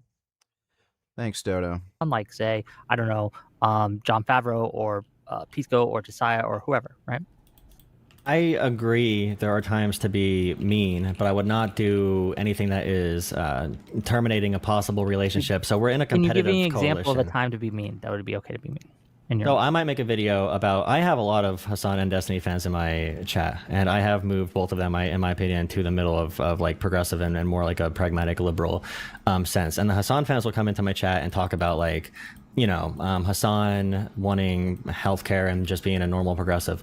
And I'll say, you know, buddy, I really don't think it's good to, you know, be pro the authoritarian Chinese government. And you might think it's dumb to be that light on people, but it also keeps people's minds open. You could be stern and be direct about your criticisms of someone without calling someone, like if I'm working on a job with someone that I know I need to work with in the future. If I call them or their boss a dumb mother effer, lunatic, piece of shit with a terrible family background and whatever, some things are going to be so beyond the pale that that rhetoric is going to cut me off from ever having influence in that community. This is totally non-responsive. If the conversation is just like, is there certain rhetoric that I engage in that's really radical and cuts me off from certain audiences, that like I would almost certainly grant that that's probably true. It's the way that I market myself online. I'm not saying that. Do you think that I'm saying that every single liberal needs to say that Hassan is a dog-shocking sex freak? Do you think that my criticism of audience? Well, no, wait. We're not getting talking. the Are we sense. just talking about just my audience, or is this about like the broader like left discourse versus like socialist discourse? Well, at least he's being less of a retard and actually calling out the commie fucktards.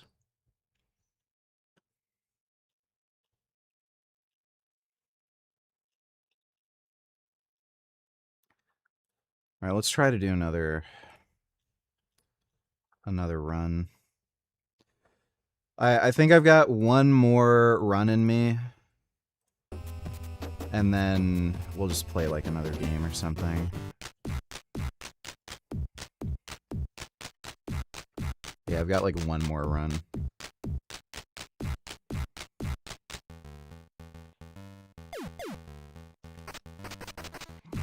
Fuck that up.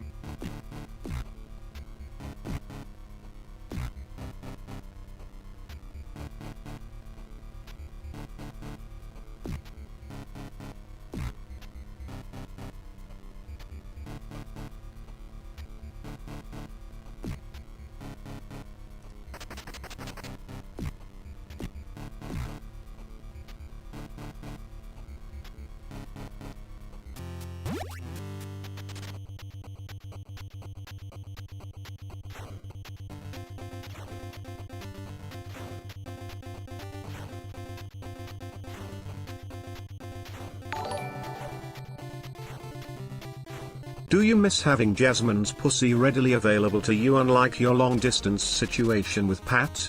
Oh wait, I forgot, Jasmine didn't even let you have sex with her and was a fat dyke with less hair on her head than you.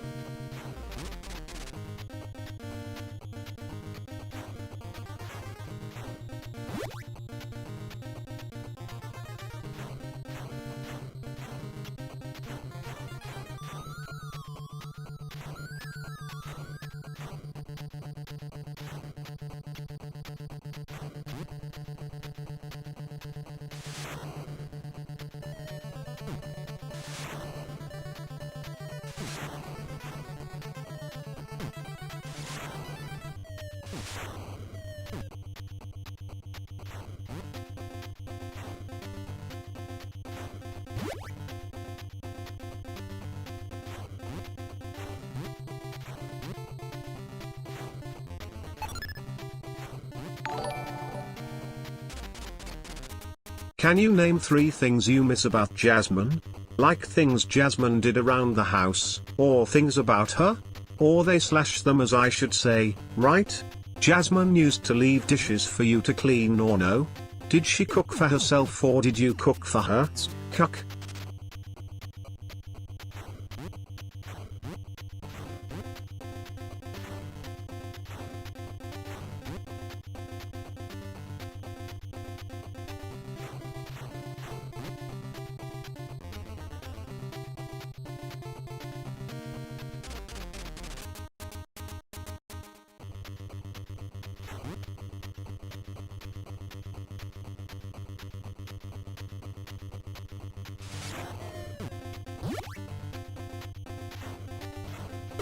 Oh my god, I can't believe that.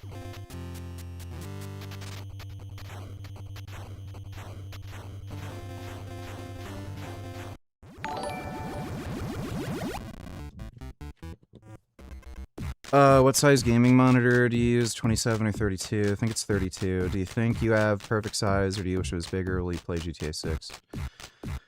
I was thinking of getting an ultra wide.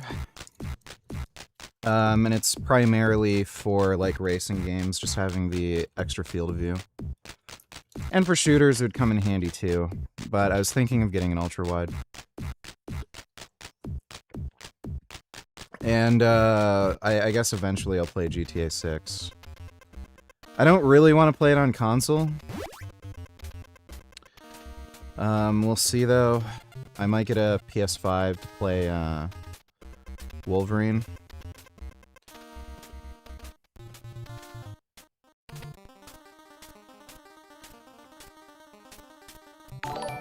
Fuck. Did you make food for Jasmine? Did she ever clean her own dishes or made you do everything? She probably did more than you like to admit, around the house. But the biggest point to make is that Jasmine dumped Richard, not the other way around. Jasmine did.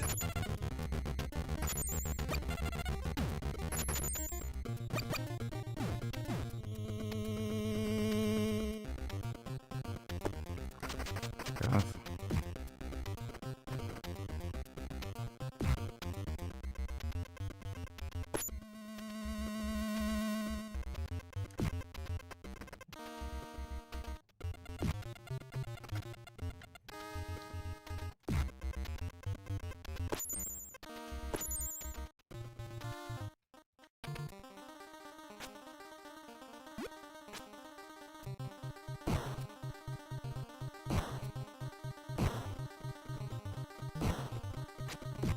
Mm.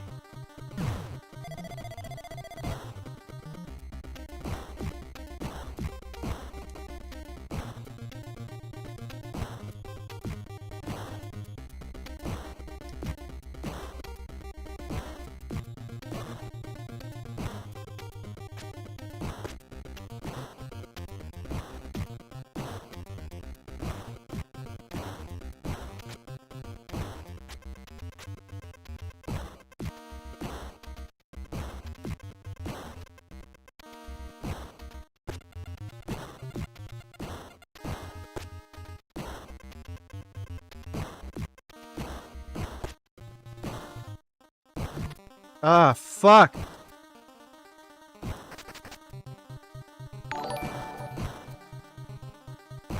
How long do y'all think Richard will be with Pat?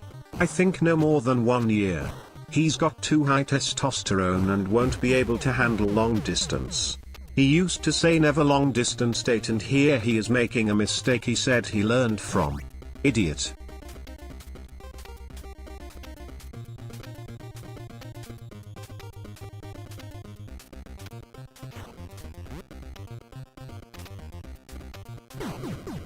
Dude, this...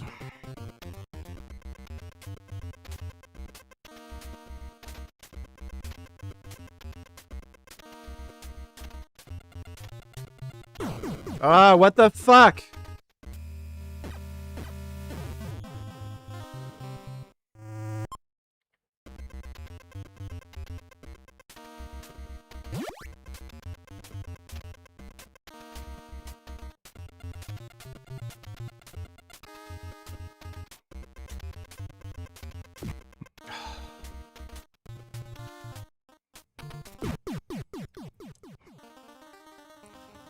I don't know why I'm having so much trouble with this level all of a sudden.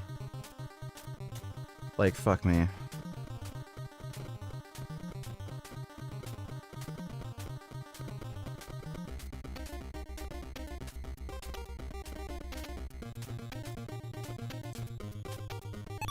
Yay, 1-up. Fuck! Oh my god.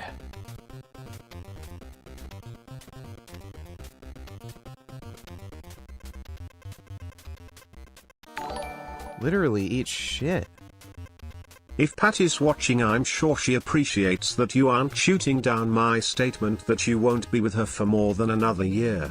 You didn't deny it, so there's a good chance it's true. Again, Jasmine is still nearby if you want some fat pussy. Oh my god, dude.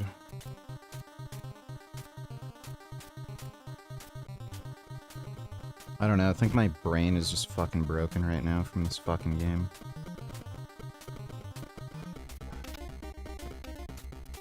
Just one of those days.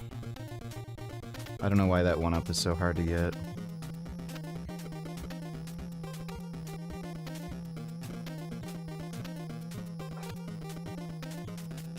Like, I just... Like, fucking how, dude?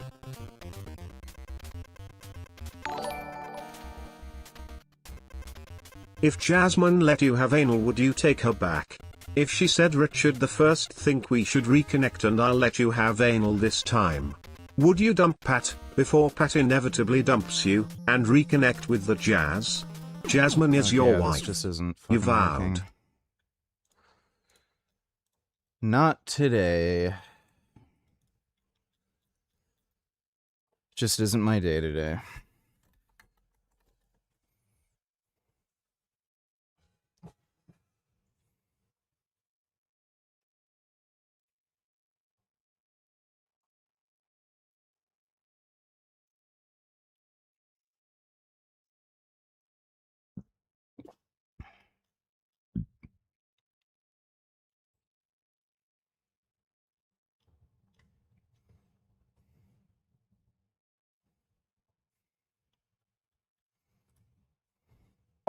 Rolling, rolling, rolling.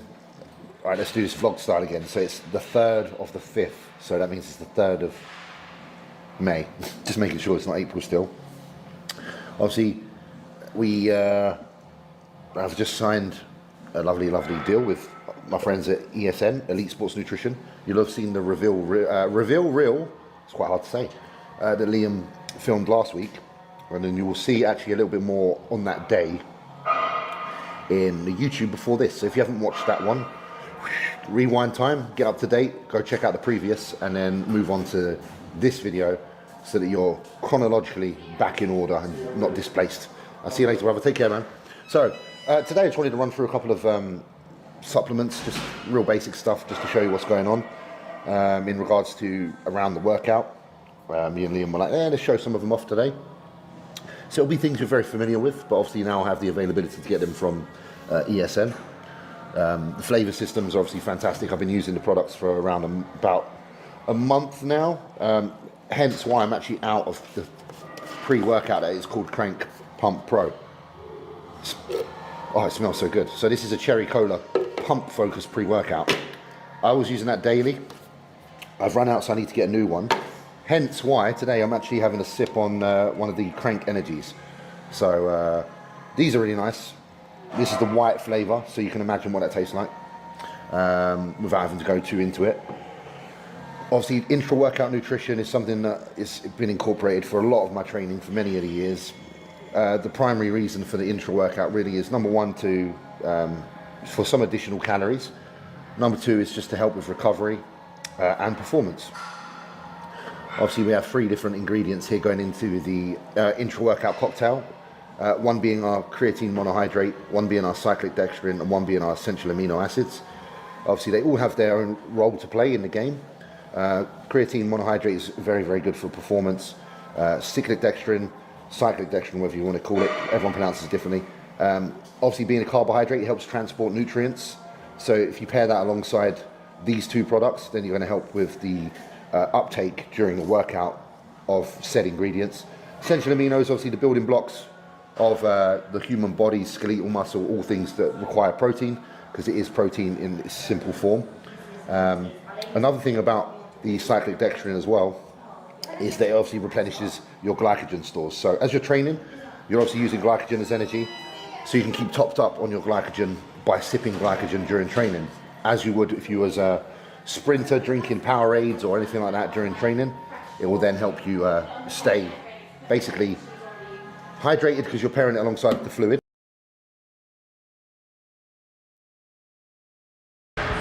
With the 2D handles and the Atlantis stack. Training is a little bit different now. I'm only doing one set, like Dorian, per an exercise. And I just basically do 2 warm-ups, and then the final one is one all-out set. But the only difference between what I'm doing and him is the all-out set will be rest pause. So rest pause being, I go to like a kind of failure, and then what I'll do is I'll rest for like 15 to 20 seconds depending on the movement and how severe it hits. Oh, I aged 20 years, so I don't look 35, I look 55. Yeah. Nice try, rage baiting. See you later, dude. To me. And then I'll go again, and then I'll do the same again. So basically 3 rounds on a particular weight. The weight doesn't change, with 15 to 20 second interval in between. So this is my second feeler, and then my next one will be my working. So basically just want to hit everything as hard as we can, as quick as we can, while I'm in this phase of not being overly assisted, because I don't want to overtrain and under recover.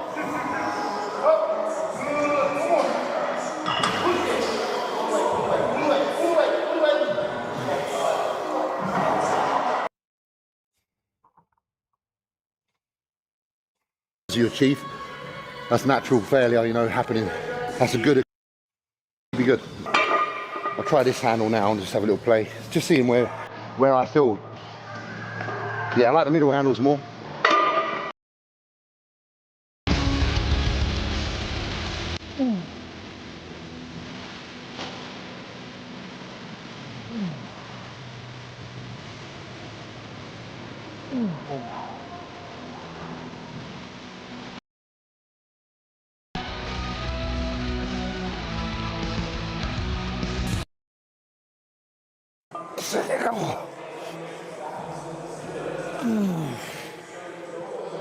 I really like those supported rows, but I don't think they're really that much different than seal rows. So I don't think I'm going to bother getting one of these machines.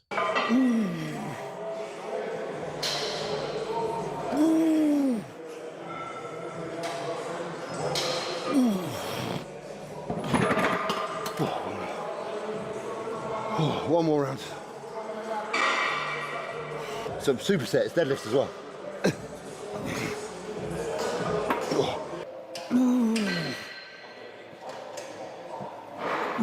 It's pretty crazy fucking huge, dude. Now, the good old Cybex horizontal. I normally use the extreme row, but it's similar motion, so regards to nutrition's still in a similar spot. A typical day would be, you know, 150 grams of carbohydrate, rice pudding that I have from ESN, pre and post workout, with 140 grams of banana in both, 60 grams of whey to accommodate both. So that's 2 meals down. Intra workout, the one I explained earlier, 30 grams of cyclic dextrin, 10 grams of creatine, and your 20 grams of essential aminos. Post workout is obviously the same as meal 1, the one I just explained. Then I'll have 2 meals of 250 grams of chicken with vegetables and 150 grams of rice in each. Raw weight rice, so it's dry weight, so it's quite a lot of rice. Raw weight protein as well. And then I have a salmon meal, which is 250 grams sauerkraut or kimchi with the 150 grams of rice. And then my last meal before bed is 50 grams of Brazil nuts with 2 whole eggs and 10 whites. So it's a nice varied diet. There's some salmon in there, there's some eggs in there, there's plenty of vegetables, there's some prebiotics from the kimchi and from the sauerkraut. I mix and match with that. And then also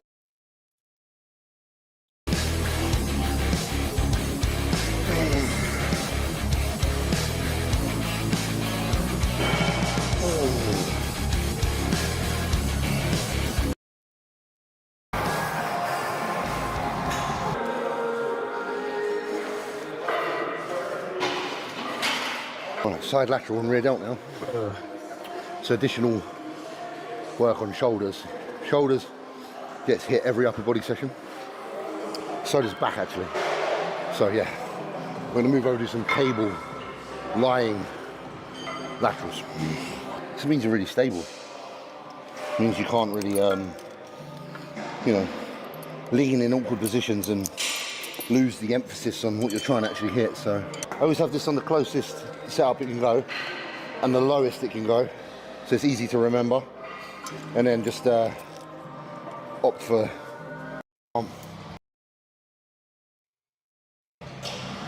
chest up, shoulders back, and then just push the lower really slowly so that I get that negative, because I used to have a habit of just going and then never getting any negative.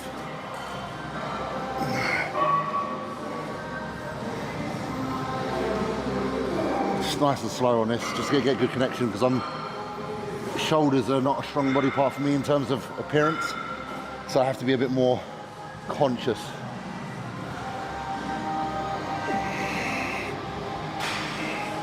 The reason I like leaning on the floor like this is because I can actually arch my chest up, try and depress my shoulder blades. So instead of being like that, if I'm on the floor and I kind of tuck back and down, I'm trying to think traps down to my bum, and then just push through the shoulders. The minute I start rounding off, there's a problem.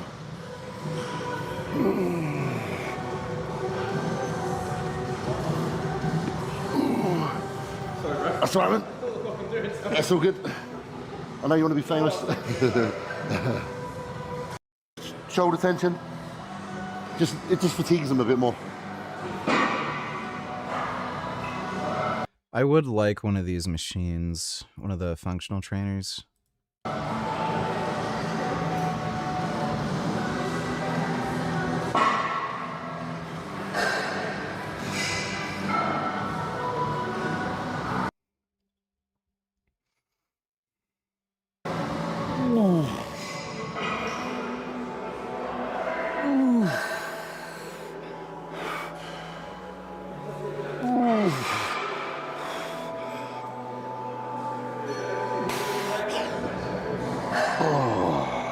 Then I might do a few partials as well to finish, so I'll just kind of stay here and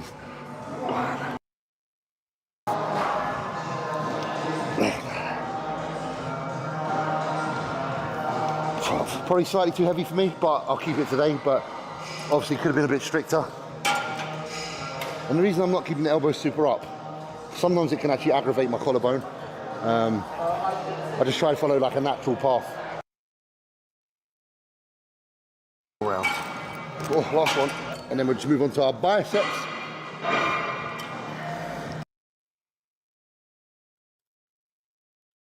Upper arm doesn't move at all. It's just locked in.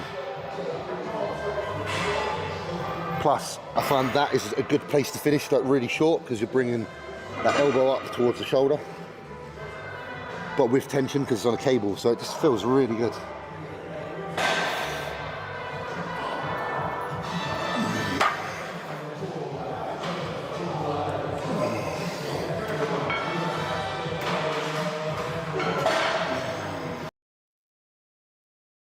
Probably for like the back exercises, you have 20 seconds. For something small like a rear delt or a bicep, then you can have 15 seconds and go again. One more round on that arm. So I had my bloods done yesterday. Problem with my belt squat is the starting weight is 27 pounds because of the sled. So for a lot of shoulder exercises, it's a bit heavy.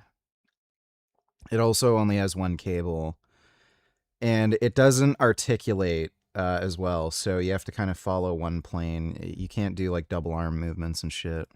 She couldn't get any blood out of that one. She had to go into this one. I don't know how she didn't get blood out of that. Bless her. But yeah, excited to see what the blood work says, because I haven't had like a period where I've kind of scaled back this much for a long time, being honest with you guys. Like, we've literally used nothing, no growth. All I'm literally doing at the minute is 100 micrograms of T4. And I'm also on 100 micrograms T4. Basically 100 mg of testosterone a day, which is still a lot. It's like 700.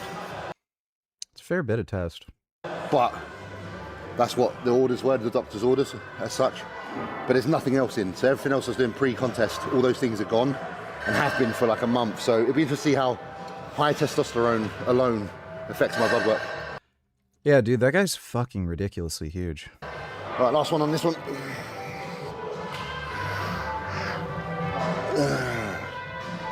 It's kind of funny how 700 tests a week is low for him.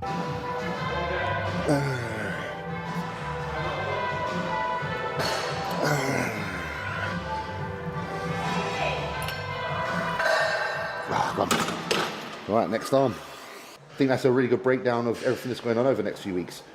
The only other thing that's going to happen as well, end of the month, for a couple of days, I might even hit you up about this and see if you fancy this. I'm potentially going to Oslo for a few days for a gym. Yeah, for it's not far, flights are cheap. It's for my friend Pitior is opening a gym, but he hasn't opened the gym yet. He's going to open the shop for the gym first. So there's like a soft launch. So be heading over there just for a couple of days, which is nice because it's not far to go. And then ESN, tough raps. It's all below the video you're currently watching. Save some money, guys.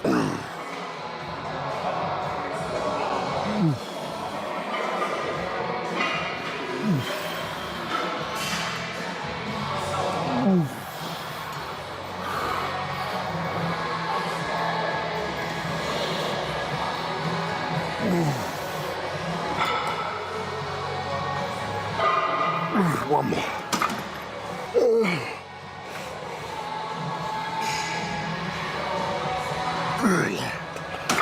All right, last exercise for today, apart from abs, spider curl, hammer style.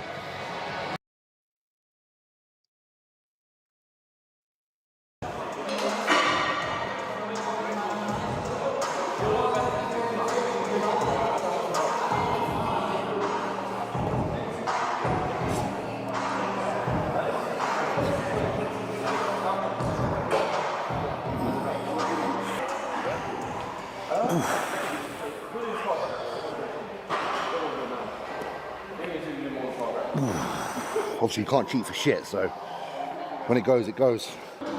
Would like a preacher curl bench.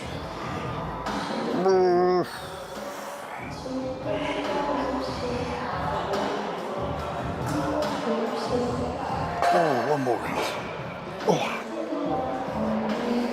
It's a good chin rest as well, in between sets.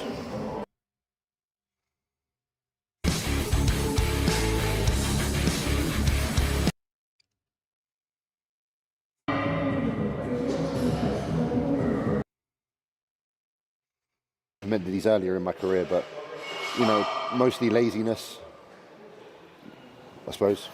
You know, when you've got like a weak body part, you just kind of leave it. It's like people that got like really shit calves. They're like, oh, fuck it, I just won't train them. They're already shit. I suppose I kind of had that mentality, which is the wrong mentality to have. So, gotta try and make shit stuff not as shit. You know, if it's not as shit, then at least it's not as shit. I normally take about 30 seconds and then just go again. I don't rest for too long because I don't want it to be easy. It should be quite difficult. It's kind of.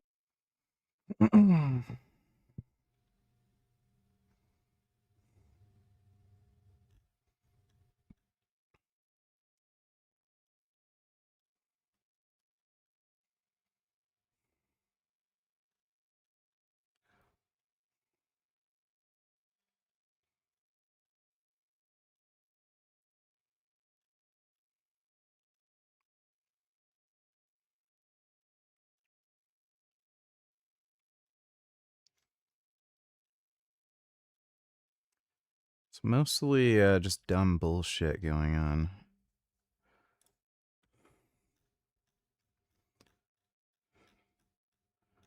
Just a lot of dumb bullshit.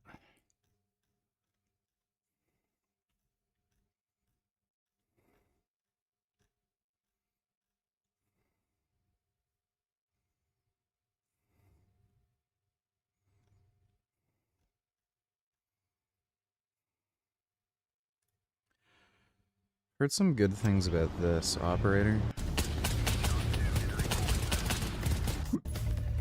Ugh.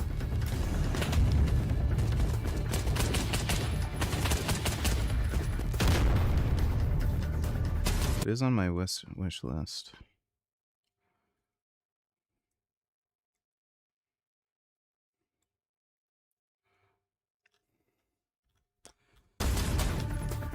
Yeah, the only problem is it's early access.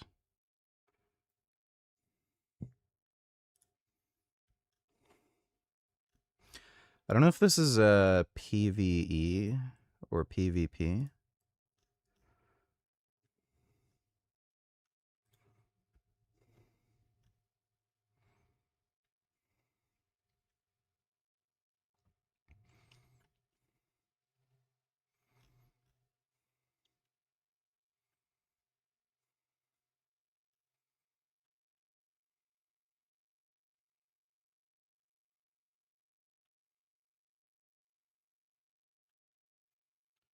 Yeah, I might get that.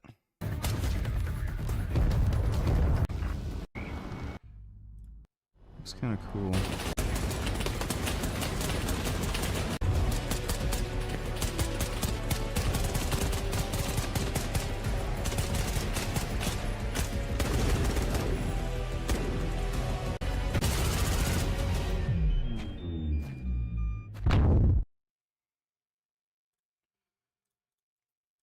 I'm just gonna go to the bathroom real quick. I'll be right back. I have to pee, but I might also have to poop. We'll see. Yeah, I feel like there might be a poop coming on. We'll see. Oh.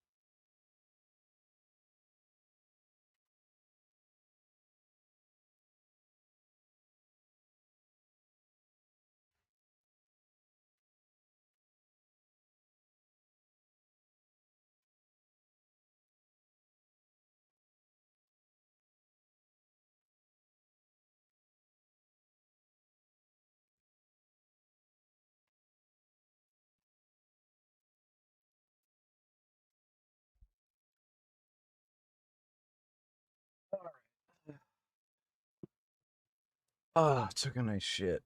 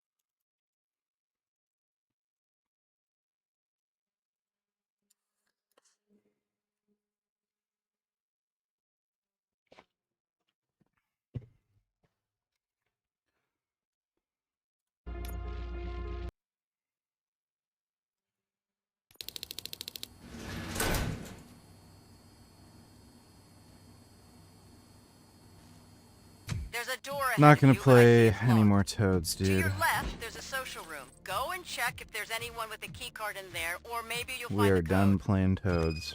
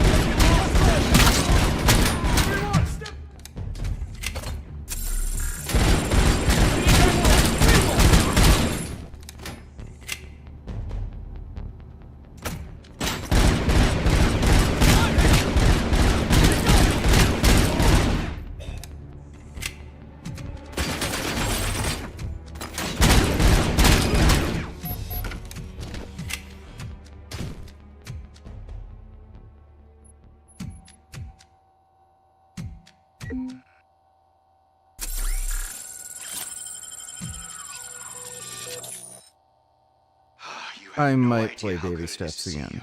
I might. I thought I'd never get out of here after the mercenaries locked me in. Can you please open the door from the outside? The code is 7743. How do you know the gate codes? I need to get to different rooms to gather something to eat, you know? I have my tricks. How do you gain access to rooms here? Sometimes I'll overhear the code. Sometimes I'll borrow access cards from the incinerator workers, okay? But I always return them. I'm not the only one who does it, okay? Can you hand over any other access cards or codes? Look, Yes, I shaved my own head. I take what I can get my hands on. Right now, it'd be too risky, and all I need is to just hide. I will let you go, but remember, stealing is a crime. Sure thing. And don't forget the code. You can also use it on the other gates in this area.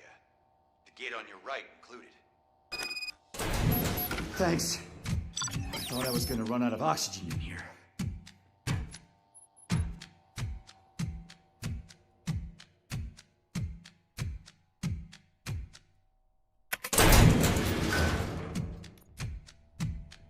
How the hell did you get here? I took a...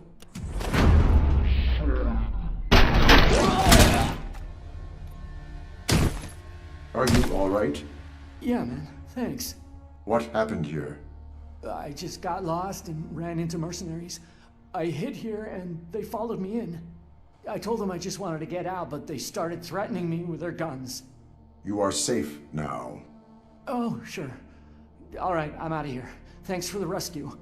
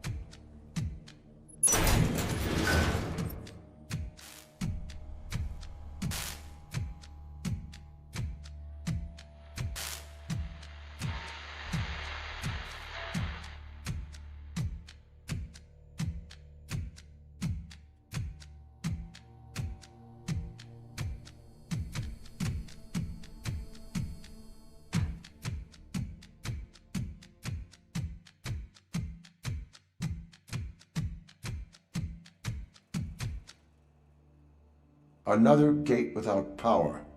Let me see. Shit. Echoes of the past again. They left me with a scar on my hand. It hasn't healed well, and sometimes it hurts. But when I get my medication, it will be fine. What happened? Something that would never have happened if this city had been able to deal with its criminals. Aren't you sometimes tired that you can't just get rid of them? By all means. It could blur the line between justice and tyranny. Could be. But ends justify the means. If we aren't more ruthless against criminals, nothing will change. If we were any more ruthless, I could not wear a badge. Then maybe I wouldn't wear a scar. Anyway, the power is back. You can proceed. Find gate number 3. It leads to the main technical room. The code is 6922.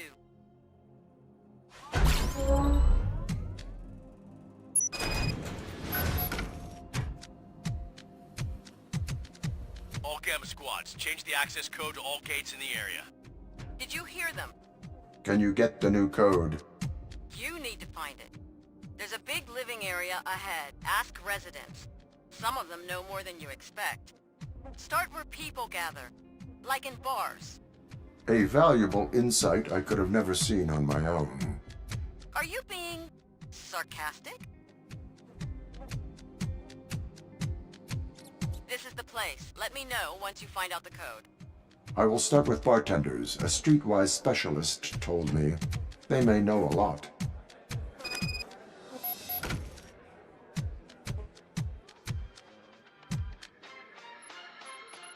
Oh, I haven't had a customer like you before. I need to go through gate number 3. Do you know who has the code for it? Well, that's a tricky thing. They change it all the time. But to be honest, I haven't got a clue what the code is now, or who might know it. Who would have information about the code?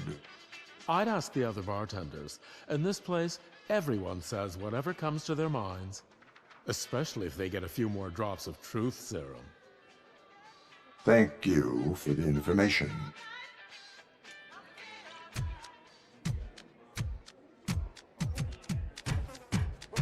Pull on 3, capiche? 1, 2. Sweetie, make use of your tiny hands and grab that rat. But Mommy, it's too far away. What do we always say? You will only choose success. I am looking for someone to get me through gate number 3. You're the last person I needed here, Tin Guy. Everybody talking about you. And I have a feeling that it's because of you the alarm went off. I'm losing customers because of this. You could end up in jail. Interested? You got nothing on me. Thank you for your cooperation. What cooperation? I haven't told you anything. I know.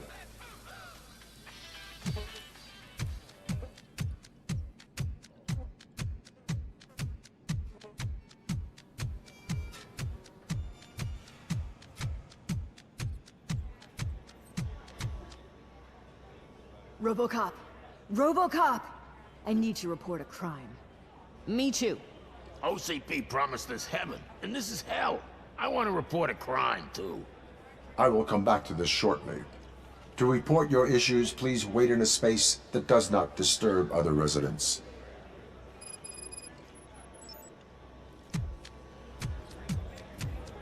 Hey, boss. Got a ciggy? This is my last one, man. That's all. New Frank vid's dumb as hell? Well, when isn't it? Well, hi there. I need the code to gate number 3. And you thought bartenders would be the most informed people in this area. How deductive, boss. Feel free to ask. Do you have any information about the code for gate number 3? What's the rush, huh? Not every day we get stars in no town. So, Boss, such information normally costs quite a bit. But I'm not gonna take money from a cop, am I? that would be exceptionally illegal on your part. Right. But I don't know anything about the codes anyway. However, a friend of mine knew one guy. And? They both died. Life in no town bites. But if you want to know anything else, go ahead and ask, boss. That is all. Thank you. No problema, boss. Anytime.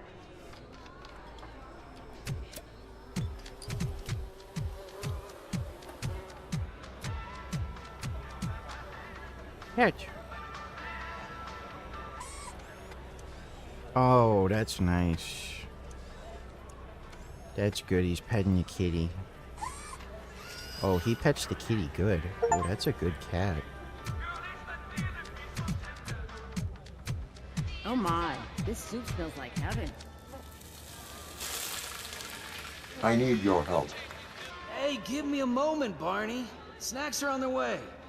I'm looking for someone who knows how to pass a locked gate. You gotta be kidding me. Neither I nor Barney talk to cops. I can make you talk if you need help with that. Hey, take it easy. Damn pig. Really, Barney? Stefano wants to sue the U.S. government he for says making that us you're fat okay. and short. And if he says so, I can trust you too. Yeah. I am listening. Good luck with that. All right. There's this woman, Tess Barker. Her husband was a technician. You'll find her around the market somewhere. Thank you, Barney. See, Barney? Being polite to good people pays off. Good senses, my friend. Any progress? Cats like me. I have one, and I can tell you, cats don't like anyone. Damn Dolly probably didn't even notice that I was gone unless the neighbors forgot to fill her bowl. Help! RoboCop, I need your help. What do you need assistance with? No, I never My played the age Judge brother Dredd left a game. working mine on the table. I accidentally grabbed it while cleaning. Now I can't move a finger. Oh Jasmine, I didn't realize you were still streaming. have a diffuser I miss when just in Jasmine case. used to stream on Richard's channel. JK, not really, her streams sucked fuck and nobody watched them. They'd get about 30 views and all she did was shit talk her husband. Nigga Jasmine. Please. Do you know where he could go with the diffuser? I'd rather not know what stupid thing he's up to. Maybe he used the last of his brain cells and left a note somewhere in the workshop. I will look for him if my duties allow.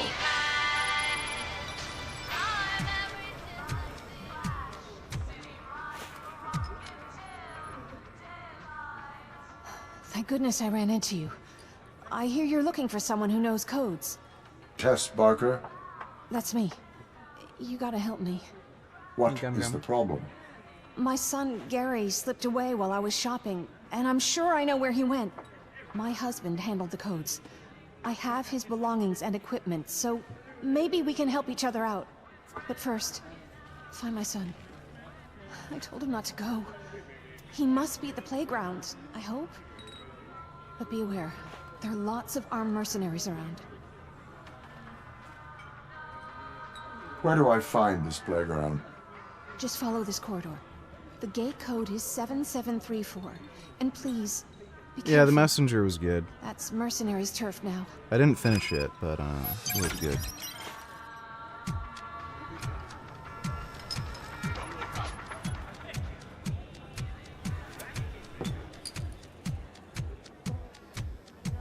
Got some nuke? You. Got some nuke?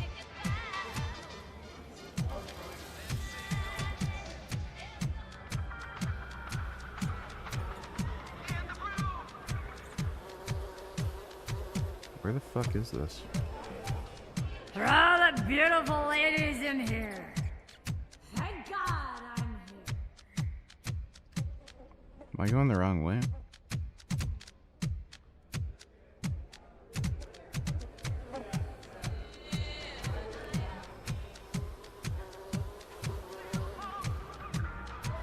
Nope, I'd never move to Europe. I don't like getting all my money stolen by the government to give illegal immigrants free money.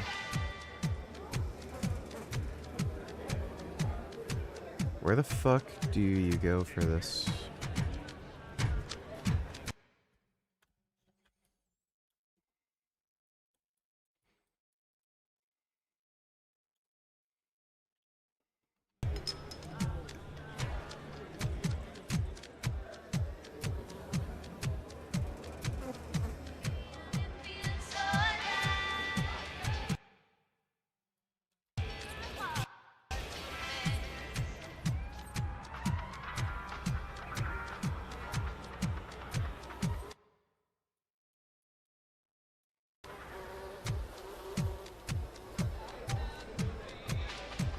Yeah, I still gotta finish MGS3 Remake.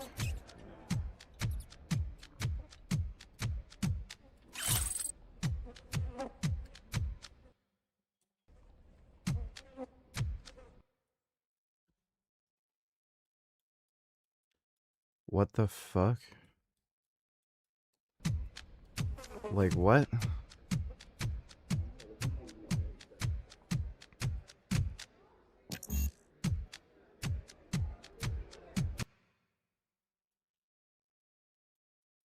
Where the fuck does it want me to go?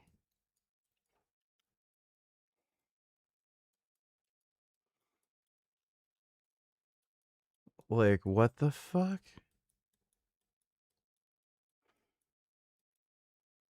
Is this a glitch?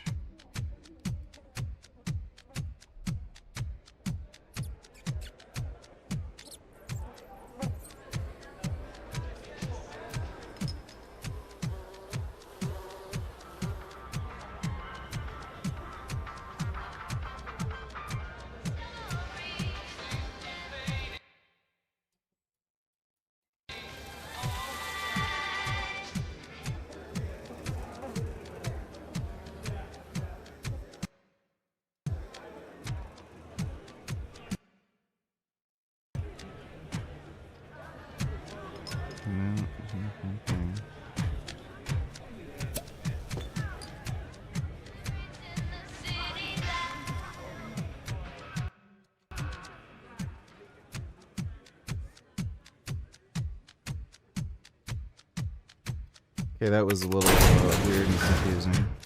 Aren't you worried that we're stuck in this building with RoboCop? What? Can't shoot straight?